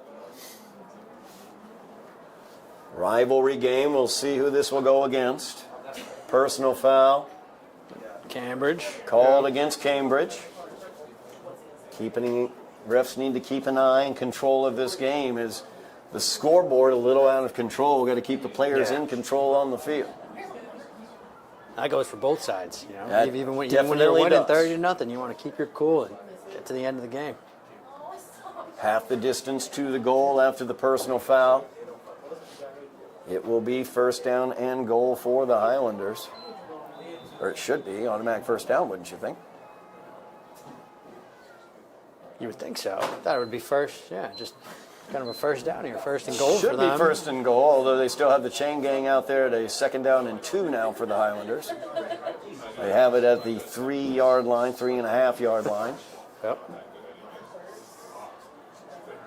Fernandez and Fusil in the backfield, I formation. The give is to Fernandez. Fernandez. Give him- And Mateus has nobody to touch him as he goes into the end zone. Mateus Fernandez joins the list of Highlander touchdowns today. Everyone's joined the touchdown party tonight. Fernandez got his there, untouched in the end zone. So Mateus Fernandez with the 4-yard touchdown run. Or we'll go 3 yards on it. I'll give 3. Touchdown run for Mateus, who pending the extra point here, 36-0. We'll see if they go for 2, and it looks like they are. Yeah. No Tim Jones out on the field. Onside kick specialist Tim Jones. That's what I'm going to call him. That's his job tonight. That's what Yeah, I'm going to call him that during onside hockey kick season, too. specialist. What the heck? He's going to be out on the ice. I'm going to call him an onside kick Now specialist. we get a QB sneak. A QB sneak right there. Sam D'Souza just walks it into the end zone for the 2. As the Highlanders are doing what they want. As they look to take the picket fence back from Cambridge, they lead 38-0. 5:35 remaining in the third quarter. The Highlanders came in with purpose into this game tonight. They're looking to snatch that picket fence and take back control of the rivalry. No doubt about it. They are doing that in resounding fashion this evening, dominating the offensive and defensive lines and dominating time of possession and this game as they lead 38-0 with 5:35 remaining. And I mentioned it at halftime. Eddie, we may see a running clock here in the fourth quarter. Yeah. This will be the second time this year the Highlanders have gotten a running clock at forced home. a running clock. Wow. Interesting to be on the other side of that. It is. Now we have experienced it twice this season, right? It's a little strange. Starting to get used to it. I like it. I like it. I have to say, Yeah. I like it. Kickoff here for the Highlanders. Now the question is, do we kick away, leading 38-0 with 5:35 left in the third quarter? At what Rivalry point do game. At what point do you stop the onside kicks, or you just keep it going, keep having some fun? And Jones, A little pooch squib, kick, yeah. squib kick. Kamai Green gets it. Green trying to looking get to the go to the edge. far side. Ryan Lewis tries to chase him down, and he Yeah. does. As Ryan Lewis shows that Speed himself, yeah. Good job by Lewis tracking him down. He's been very effective on the offensive end. He has not gotten in the end zone. One of the only true. He has not only yet. primary runners for the Highlanders not getting to the end zone yet. May have to fix that later in the fourth quarter. But his defense has been very, very strong. Oh, he's been very strong, He's done holding an the excellent edge out there, job. holding the corner, Yep. and he's going up against, most of the time, Jordell Sanchez. The The best receiver for the Falcons, yeah. Highlanders all over the field. You see it from the seniors as we celebrate senior night tonight. 14 seniors on the field for the Highlanders. But also we celebrate the youth that we see coming up. JoJo Flores, who will be taking over the offense Marcos next year. Pineda, Likely. definitely. Pineda, Yeah. a sophomore, already a GBL All-Star. Ryan Lewis, a tremendous job tonight. Peter Marr has been great for them as well, another sophomore. It's back to pass. going Is deep. Garage looking deep, and he completes that yep. one. Oh, actually, let's see. That ball Wait. came loose at the end, but they're gonna give it to him, Sanchez. Sanchez came down with that ball into Highlander territory at the 33-yard line. Derek pass to number 4, Jordell Sanchez. Mentioned they had shut down Jordell until that Until play. we jinxed him. Yeah, my bad. Didn't mean to Pick it jinx up it. there. Sorry. First and 10. First down and 10 for the Falcons. 5 minutes remaining in the third quarter. Highlanders leading it 38-0. Derrick's back to pass again. Steps to his left. Throws it out. We're going to have a flag. And the flag on that one is Ishmael Mack. Yeah. Yep. Jovin's Exome was who he was looking for. Mack was in defense on his back. He's going to get called for the pass interference.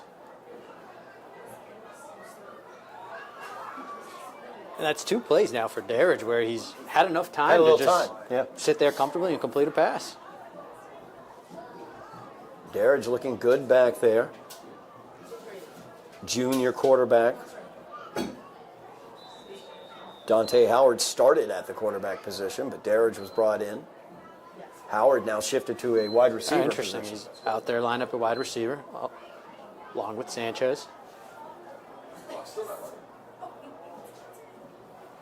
4:51 remaining here in the third quarter as the Falcons are driving in the red zone. First down and 10 from the Highlander 19.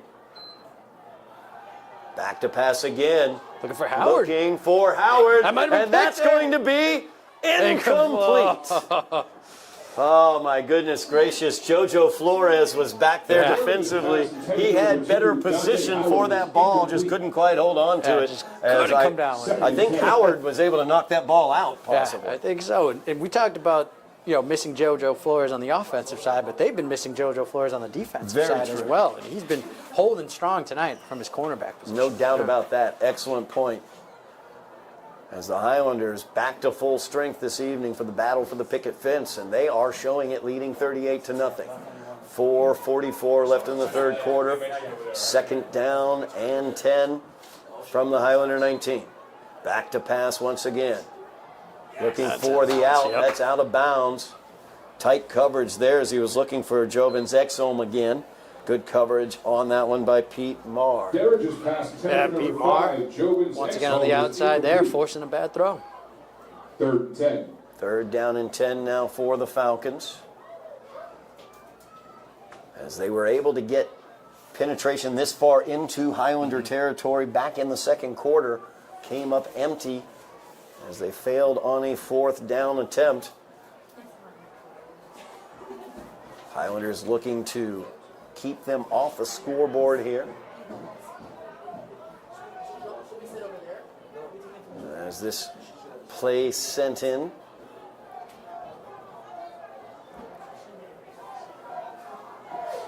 Darridge from the shotgun. He's got 4 receivers, 2 at the top, 2 at the bottom. Back to pass once again. Pressure right in his face. Good defense there by the Highlanders. As they hit the quarterback as he threw it, and Pete Marr was right there defensively to knock that ball down. Great defense. Great position by Marr. He was able to get up there, make a play, bat that ball down. Santos is incomplete. Played the ball very effectively, used the arm just to know where the receiver was. Not to push off or anything like that. Really textbook defense there by Pete. 4:34 remaining, clock stopped. It's going to be 4th down now as the Highlanders look to turn the Falcons away yet again in the red zone. The line to make is the Highlander 8. 3 receivers to the near side. Sanchez is the receiver at the top of the screen, defended by Ryan Lewis out there.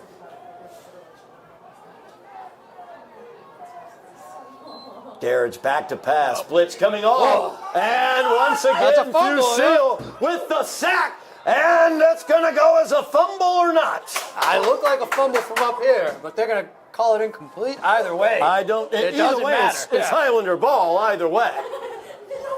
It just matters where they're going to mark the ball, and they're going to say it was an incomplete pass. And Darridge able to get up after. Darridge was hammered on that ball, on that play. Yeah. Darridge's pass is incomplete. Gavin Fusil has been in that Falcon offensive backfield all night long. All night long.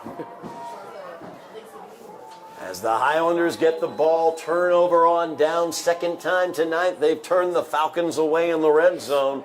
38-0 is your Highlander lead. 4:26 remains in the third quarter. Things are going the Highlanders' way, Eddie. Everything's going their way. Everything's looking up here for the Highlanders, and it's a dangerous night to be a Cambridge Falcons quarterback, I'll tell you that. As they bring up a blitz here near side. Highlanders going to switch the strong side to the far side. Fusil will take it on the counter here to the near side off the weak side. He's got the corner. He's got room to roam as he's 2 midfield and out of bounds into Falcons territory. Gavin Fusil is galloping. Flag on the play. Flag on the play. Flag on the play. You know, I'm glad he didn't take that one to the house. He would have. That would have really, that would have been, that would have hurt been if he did. Yeah. We don't want to see that coming back. Let's see what the foul. Personal foul is going to be the call against the Highlanders. Was the signal I saw. So that'll back them up 15. Blocking the back or kind of low? I don't know. All I saw was the personal foul. The personal foul indicator, and they are backing them up 15. 15 from the point of the foul. The foul is downfield. So the ball will be marked at the 12-yard line of the Highlanders. Well, that's all right. You know, they completed a 3rd and 37. I was about ready to say 3rd and 37 they did with a hook and ladder. I mean, wait till the flea flicker comes out. Come on. I'm expecting something else. You know, they're not done having fun. That's for sure. Excellent point. Yeah. Lots of fun to be had yet in the waning moments here of the third quarter and the fourth quarter yet to come. Highlanders lead 38-0. Clock rolls, 3:45 remaining in the third quarter. It is a 1st down and 25 for the Highlanders. Actually, 1st down is 17. Oh, that'll. Fernandez up the middle. Yep. Cloud of turf dust, 3 yards. Fernandez. Brings up 2nd down now for the Highlanders, looking at 2nd down and 13. 2nd and 13.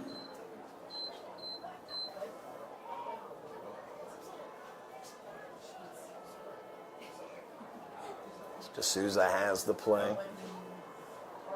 Highlanders taking their time. They've dominated the time of possession. Sure, up 38-0 here. Opening drive of the game was a 10-minute drive, I should say. Over a 10-minute drive for the Highlanders. A lot of movement. A lot of movement, shifting the strong side once again. This time they're going to go that strong side. This is Mack. He's out into a bit of open field there as he's surrounded by the Falcons. I might be. Flag on the play. Going to be a hold called against the Highlanders. I see the indicator from the back judge. So the Highlanders shooting themselves in the foot on this drive. It's the only thing. The only thing this game, you know, just the penalties kind of adding up. But, I mean, when you're up 38-0. Yeah. Holding offense. 2nd down it will remain. Spot foul, so now it will be a 2nd down. And it looks like about 18. Timeout taken by the Highlanders.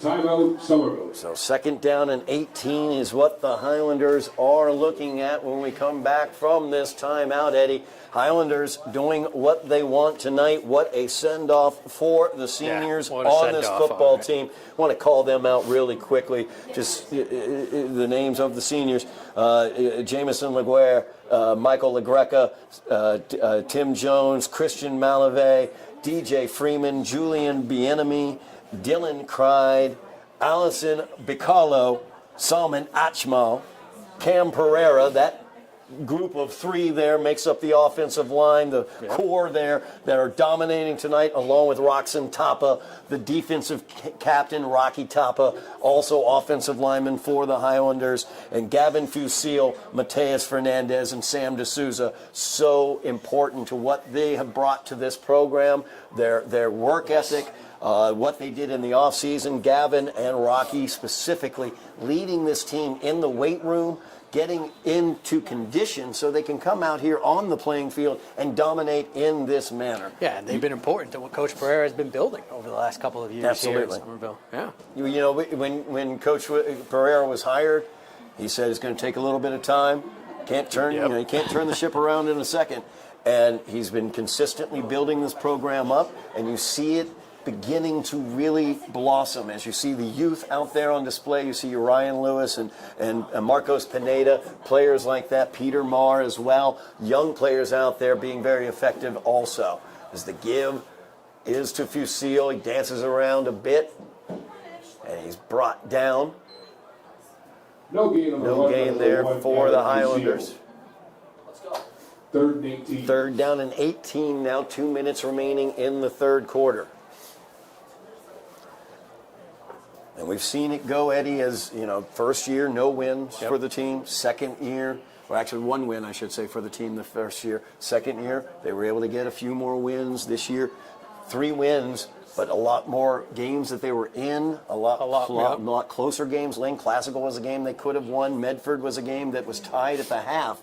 And you can't believe that when you see that final score, but the injuries just reared the head. And if you watch them, it's the hard work. You see them working hard, and you see them not quitting. And that's something in the past years you might not be able to say in the past years. As D'Souza back to pass, he's going to tuck it and run. He's got room, so he goes for the first down, and he will get knocked out at the 20.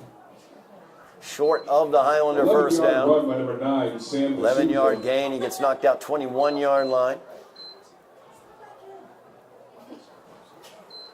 4th and 7. 4th down now for the Highlanders. We might see a punt here. Could see a punt. D'Souza will. Tim Jones is out there. Number 10. D'Souza and Jones both have punted this season. Could also see a fake punt the way that this game has gone. Why not? With all the onside kicks. Yep. As D'Souza is back to punt.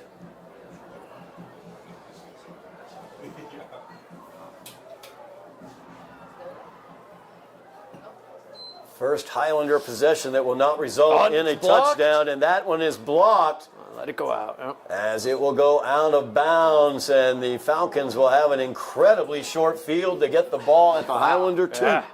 Came right through the line of scrimmage there and blocked D'Souza's punt attempt. Really good job there.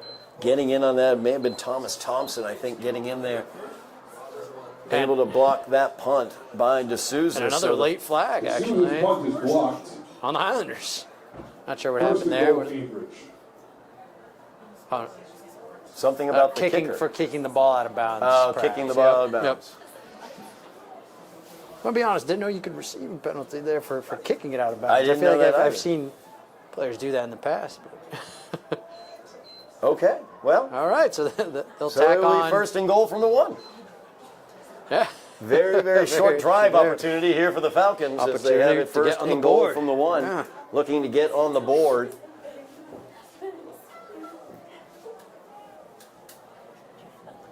They keep that spread look, though.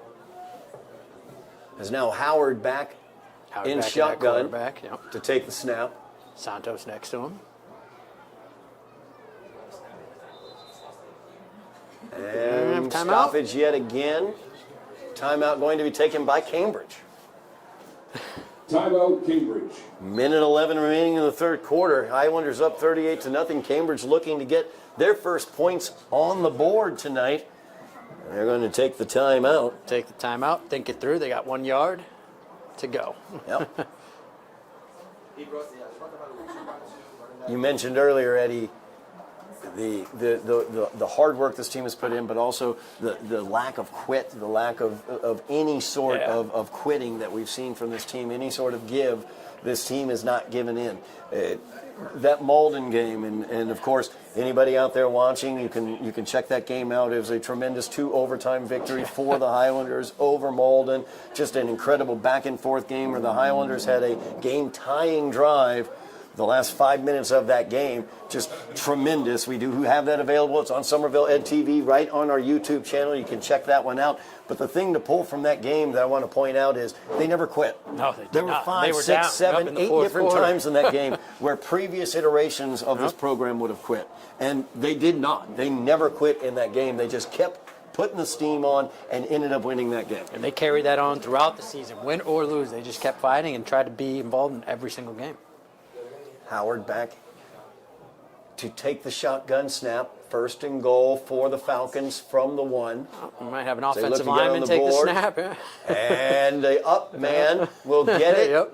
and The up lean man. in. 50, I'm trying to see who Yeah, that the is. big guy getting involved for the Falcons there, taking the snap. May have been Number 59, I believe, if we have one. Emmanuel Duadon is number 59. So a touchdown for the Falcons. 38-6, the Highlander lead. Touchdown Cambridge. 1 yard touchdown for the Falcons. As that went to one of the upbacks. Or one of the, calling him Well, an one upback. A fullback in this situation, but I have a strange feeling he's an offensive player. Yeah, Cambridge with a little trickery themselves, right? Putting who's listed as an offensive guard in motion, Emmanuel Diodon, and taking the snap and finding the end zone. Now they look for the 2-point conversion to make it a 30-point lead for the Highlanders. Howard, low snap, able to handle it, but there's Gavin Fusil as Howard gets spun around, the ball's It's down. loose, yeah. And the Highlanders will fall on it, but the 2-point conversion is no good. As once again, Gavin Fusil just dominating from the defensive side in this game with the blitz. There is no answer for him from the offense of the Falcons thus far. Yeah, there has not been an answer every time he blitzes or comes down the line. They have been unable to stop him. I mean, these Cambridge quarterbacks are going to be having nightmares about him. No doubt about that. The Highlanders lead this one 38-6. Minute 8 remaining in the third quarter. And perhaps it's Cambridge's turn to try the onside kick themselves now. Yep. And it'll be, I believe, number 18 there for Cambridge. Maxwell Bachelor. Young freshman. Let's see. Or is No, it looks like actually no, Yep. they're going to have Joseph Darridge, who's played quarterback this evening as well. He will kick this one away. Highlanders not lining up at the front. Now they're going to bring people up. There we go. Cambridge Lewis getting a deep. player on late. Lewis and Mack are deep for the Highlanders. Actually, no, strike that. There's a gap right in the middle Lewis that they and might try Maher. to attack there. Let's see. Oh, and they're just going to Kick that one away. and As it goes to the wide side, Giovanni Fiore will pick that one up. gonna have to try to As get to the Fiore outside. is able to break in. He breaks through a tackle. He's still going. Flag comes flying in. Flag on the play. As that flag Fiore came. with a heck of a return there. Young freshman for the Highlanders. Showing off the legs there, Giovanni Fiore. Thought he was about to break that one. Looked like it could have, but we'll see what this flag was about. Personal foul against the Highlanders. They are stacking up here. Penalties are stacking up for the Highlanders. Personal foul. That will receiving back team. things up. Highlanders with a really nice kick return there, but they're going to get backed up due to the personal foul. They have to clean that up. I know it's a rivalry game, but and like you said, Eddie, it might be a situation where the second person getting gets caught there. but You got to walk away from it then. So the Highlanders will start this drive at their own 10-yard line here at the end of the third quarter, I should say. 58 seconds remaining in the third. Peter Marr in here at wide receiver here near side. Ryan Lewis, wide receiver at the top of the screen. Gavin Fusil dots the I formation. The give is to Fusil. Looking for some room in the middle. He's stacked up there by the Falcons after a gain of about 2. Highlanders will let the clock roll here. 40 seconds remaining in the third quarter. 3-yard run by number 1, Gavin Fusil. Second and 7.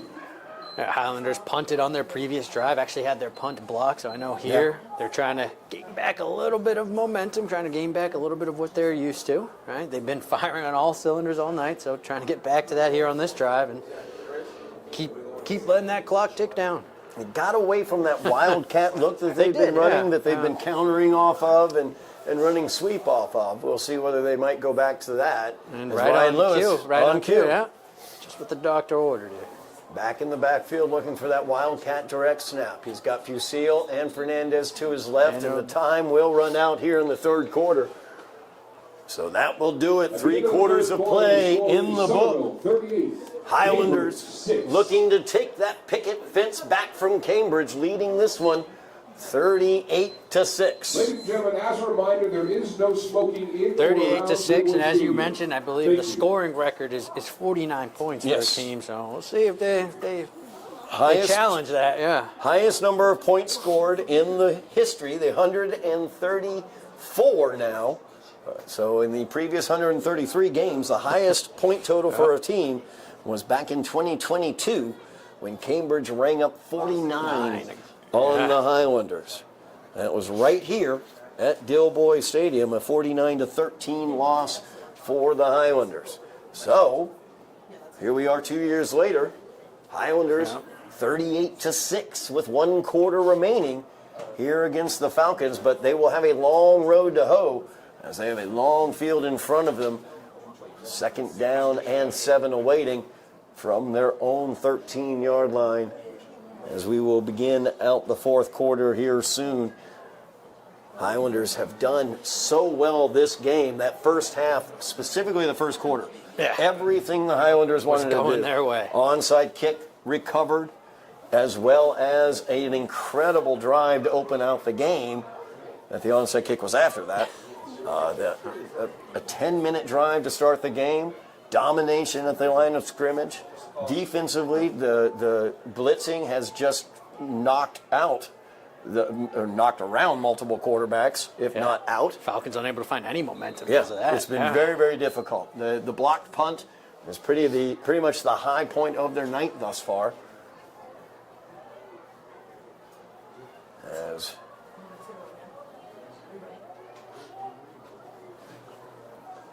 Pineda running along to the Highlander sideline, coming back. Visit to the locker room for Mr. Pineda, I'm sure. Visit. 2nd down and 7 now for the Highlanders. You see Fusil now, again with Lewis behind him there. There's that Wildcat look. Lewis will counter off of it right up the middle, and he bursts through. Nice gain there of about 4 yards for the Highlanders. Brings up a 3rd and manageable, a 3rd and about 3. And you always get a little excited when you see Ryan Lewis carry the ball. That's that burst of speed. You know he's just 1 tackle away from That is true. Going all the way. 3rd 2. Now Pineda will come in.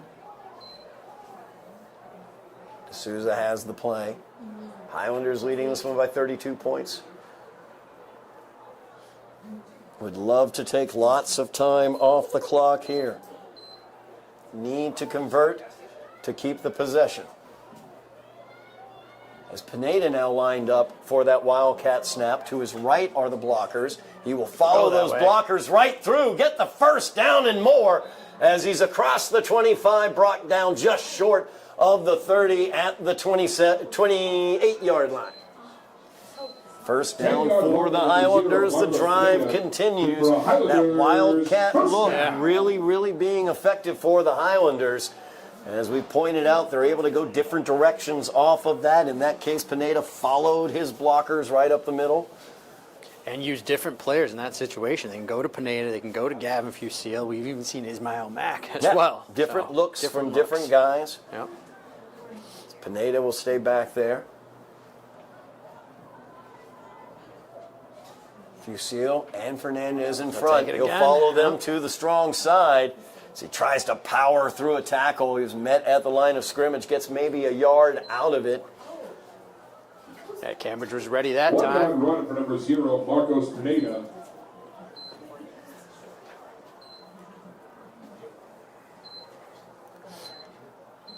And that will be now 2nd down and a very long 9 for the Highlanders. Very close to 10. Almost no gain on that. Yeah. Even about half a yard. Yeah, give him a half yard. We'll give him a half yard. We'll round it up. Round it up to a yard. D'Souza will spread out to the far side. Lewis this time in the Wildcat position. Strong side is now the near side. We'll see where he decides to take it. So he's got Fernandez and left, yep. Fusil. He'll follow them here to the near side. And they are ready for that. As Cambridge overloaded and were able to stop that run after a gain of maybe a yard. So 3rd down and 8 will be what the Highlanders are looking at as Mateus Fernandez slow to get up for the Highlanders. And we have a Cambridge player down as well. Yep. 3rd and 8. You know, injury timeout, they don't stop the clock.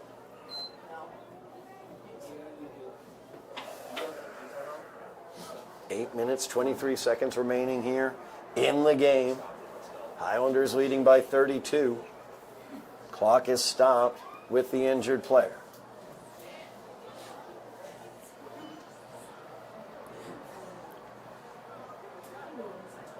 Highlanders have done an excellent job tonight, dominating the line of scrimmage. Multiple sacks for Gavin Fusil. He has been in the quarterback's face throughout the evening. And has still received a bulk of the carries on offense. Saeed Bakar, the injured Falcon, as he's helped off the field. 3rd down here for the Highlanders, 3rd and 8. We'll see what they dial up here as D'Souza. Nope, strike that. Again, it's Pineda looking for the direct snap back there. He's got Fusil and Fernandez in front of him. And they'll reverse it this time. Little Lewis. jet sweep reverse. Ryan Lewis has the corner. He's got space. Cuts it back, goes across midfield. And the Highlanders get the 1st down and enter Falcons territory. See, I knew they had a couple plays still left in that playbook to run. Right? A little excitement there. Dazzle. Flag on the play. Flag on the play, though. Holding. It's going to come One back. can only imagine. That's holding. Yep. Offense. There you go. So 3rd down will be longer now. 10-yard penalty. 3rd and 18 for the Highlanders. 3rd and 18. Which is right where the Highlanders want the Falcons. I mean, they scored a 82-yard touchdown on a hook and ladder on 3rd and 37. Might be according to plan still. Yeah. It's all Strategy according to here. the plan here. It's all part of the strategy.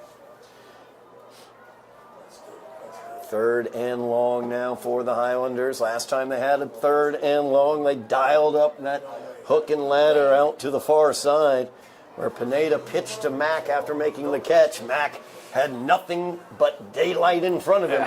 What's left in that Madden playbook? A flea flicker here? A double reverse?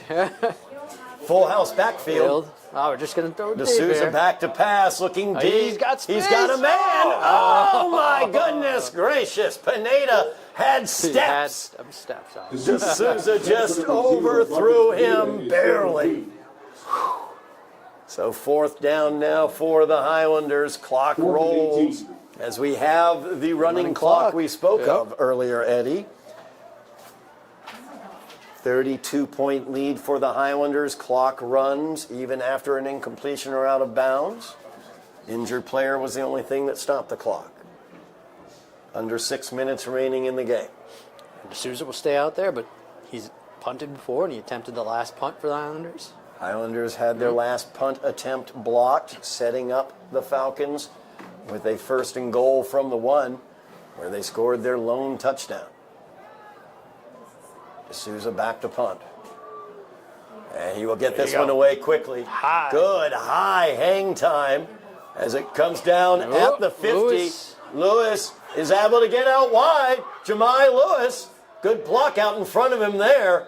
And he's finally brought out of bounds. Marcos Pineda as well as Sam D'Souza involved on that, as Lewis was able to get that all the way up to the Highlander 21. Clock rolls, 5 minutes remaining in the game. Falcons, really good field position. Really good field position here for the Falcons. Looking to find the end zone for the 2nd time here in the game. We'll see who comes out at quarterback. And it looks like it's going to be Joe Darridge. So Darridge will be under center, or I should say taking the shotgun snap. And Howard will stay in the game as well. Line up at receiver next to Sanchez on the top of the screen. Keep an eye out for number 1 for the Highlanders, Fusil. See where he's lined up. Wish we could circle him. You can see him right there above the guard. And they're going to give the ball here to the near side. As that's Howard with trying the to make ball. something happen. And now the ball's on the ground. Marcos Pineda has it. And the Highlanders get the turnover.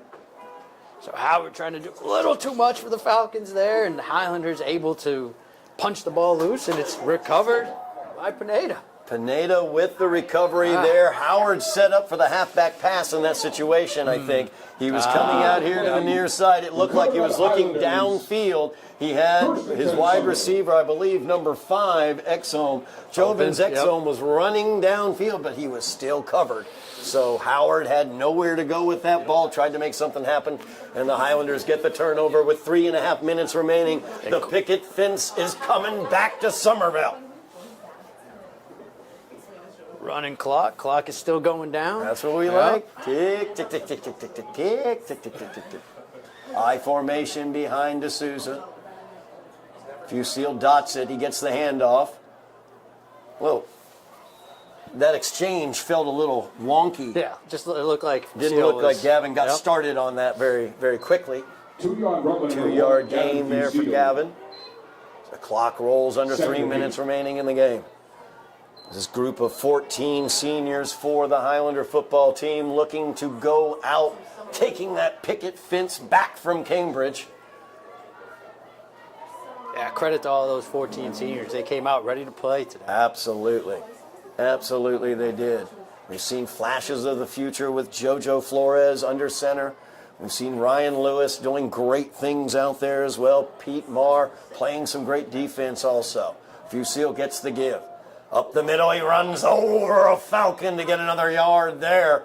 As he powers forward to the 28-yard line, 2:15 remaining and the clock rolls. You know, Fusil, we know he's been active on the defensive side of the ball, blitzing. Also on offense, of course, carrying a bulk of the carries. And to be honest, I don't even think he's tired. I think he can keep going. I don't think he's tired at all. Quarters. Absolutely. He's a machine. He's a monster.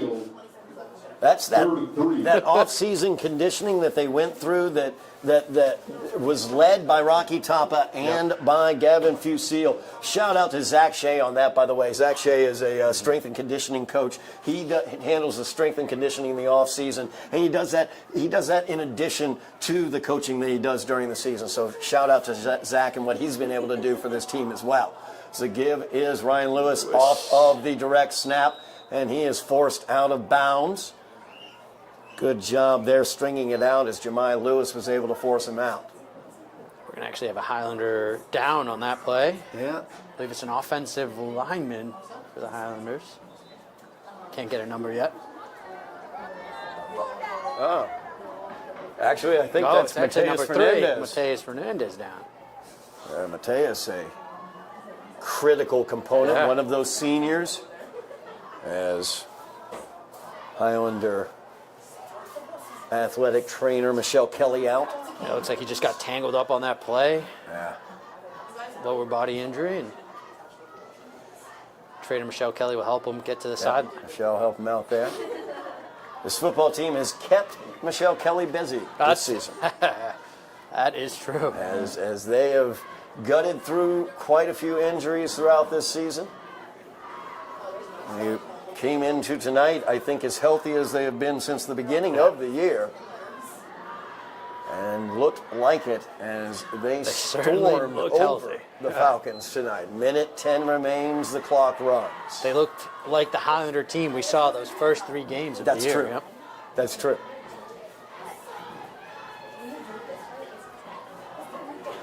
Highlanders will finish their season at 4-6. 4 wins for the Highlanders, with wins over Chelsea as well as Cambridge. Also wins over Boston English and over Cambridge here, and that big, huge game against Malden. That 2 overtime victory, 42-40 over Malden, as the Highlanders get the first down. That might do it. 30 seconds remain. Clock rolls. as the Highlanders will bring the picket fence back to Somerville in the backyard rivalry. And for the 72nd time, the Highlanders will be victorious against the Falcons of Cambridge, Rindge, and Latin. The picket fence coming back to Somerville this year, Eddie. Oh, well deserved. The Highlanders came out with purpose today, and they sent a message from that first quarter, and they didn't stop since. Did not stop at all. They opened with a 10-minute plus drive that ended with a Gavin Fusil 2-yard touchdown plunge.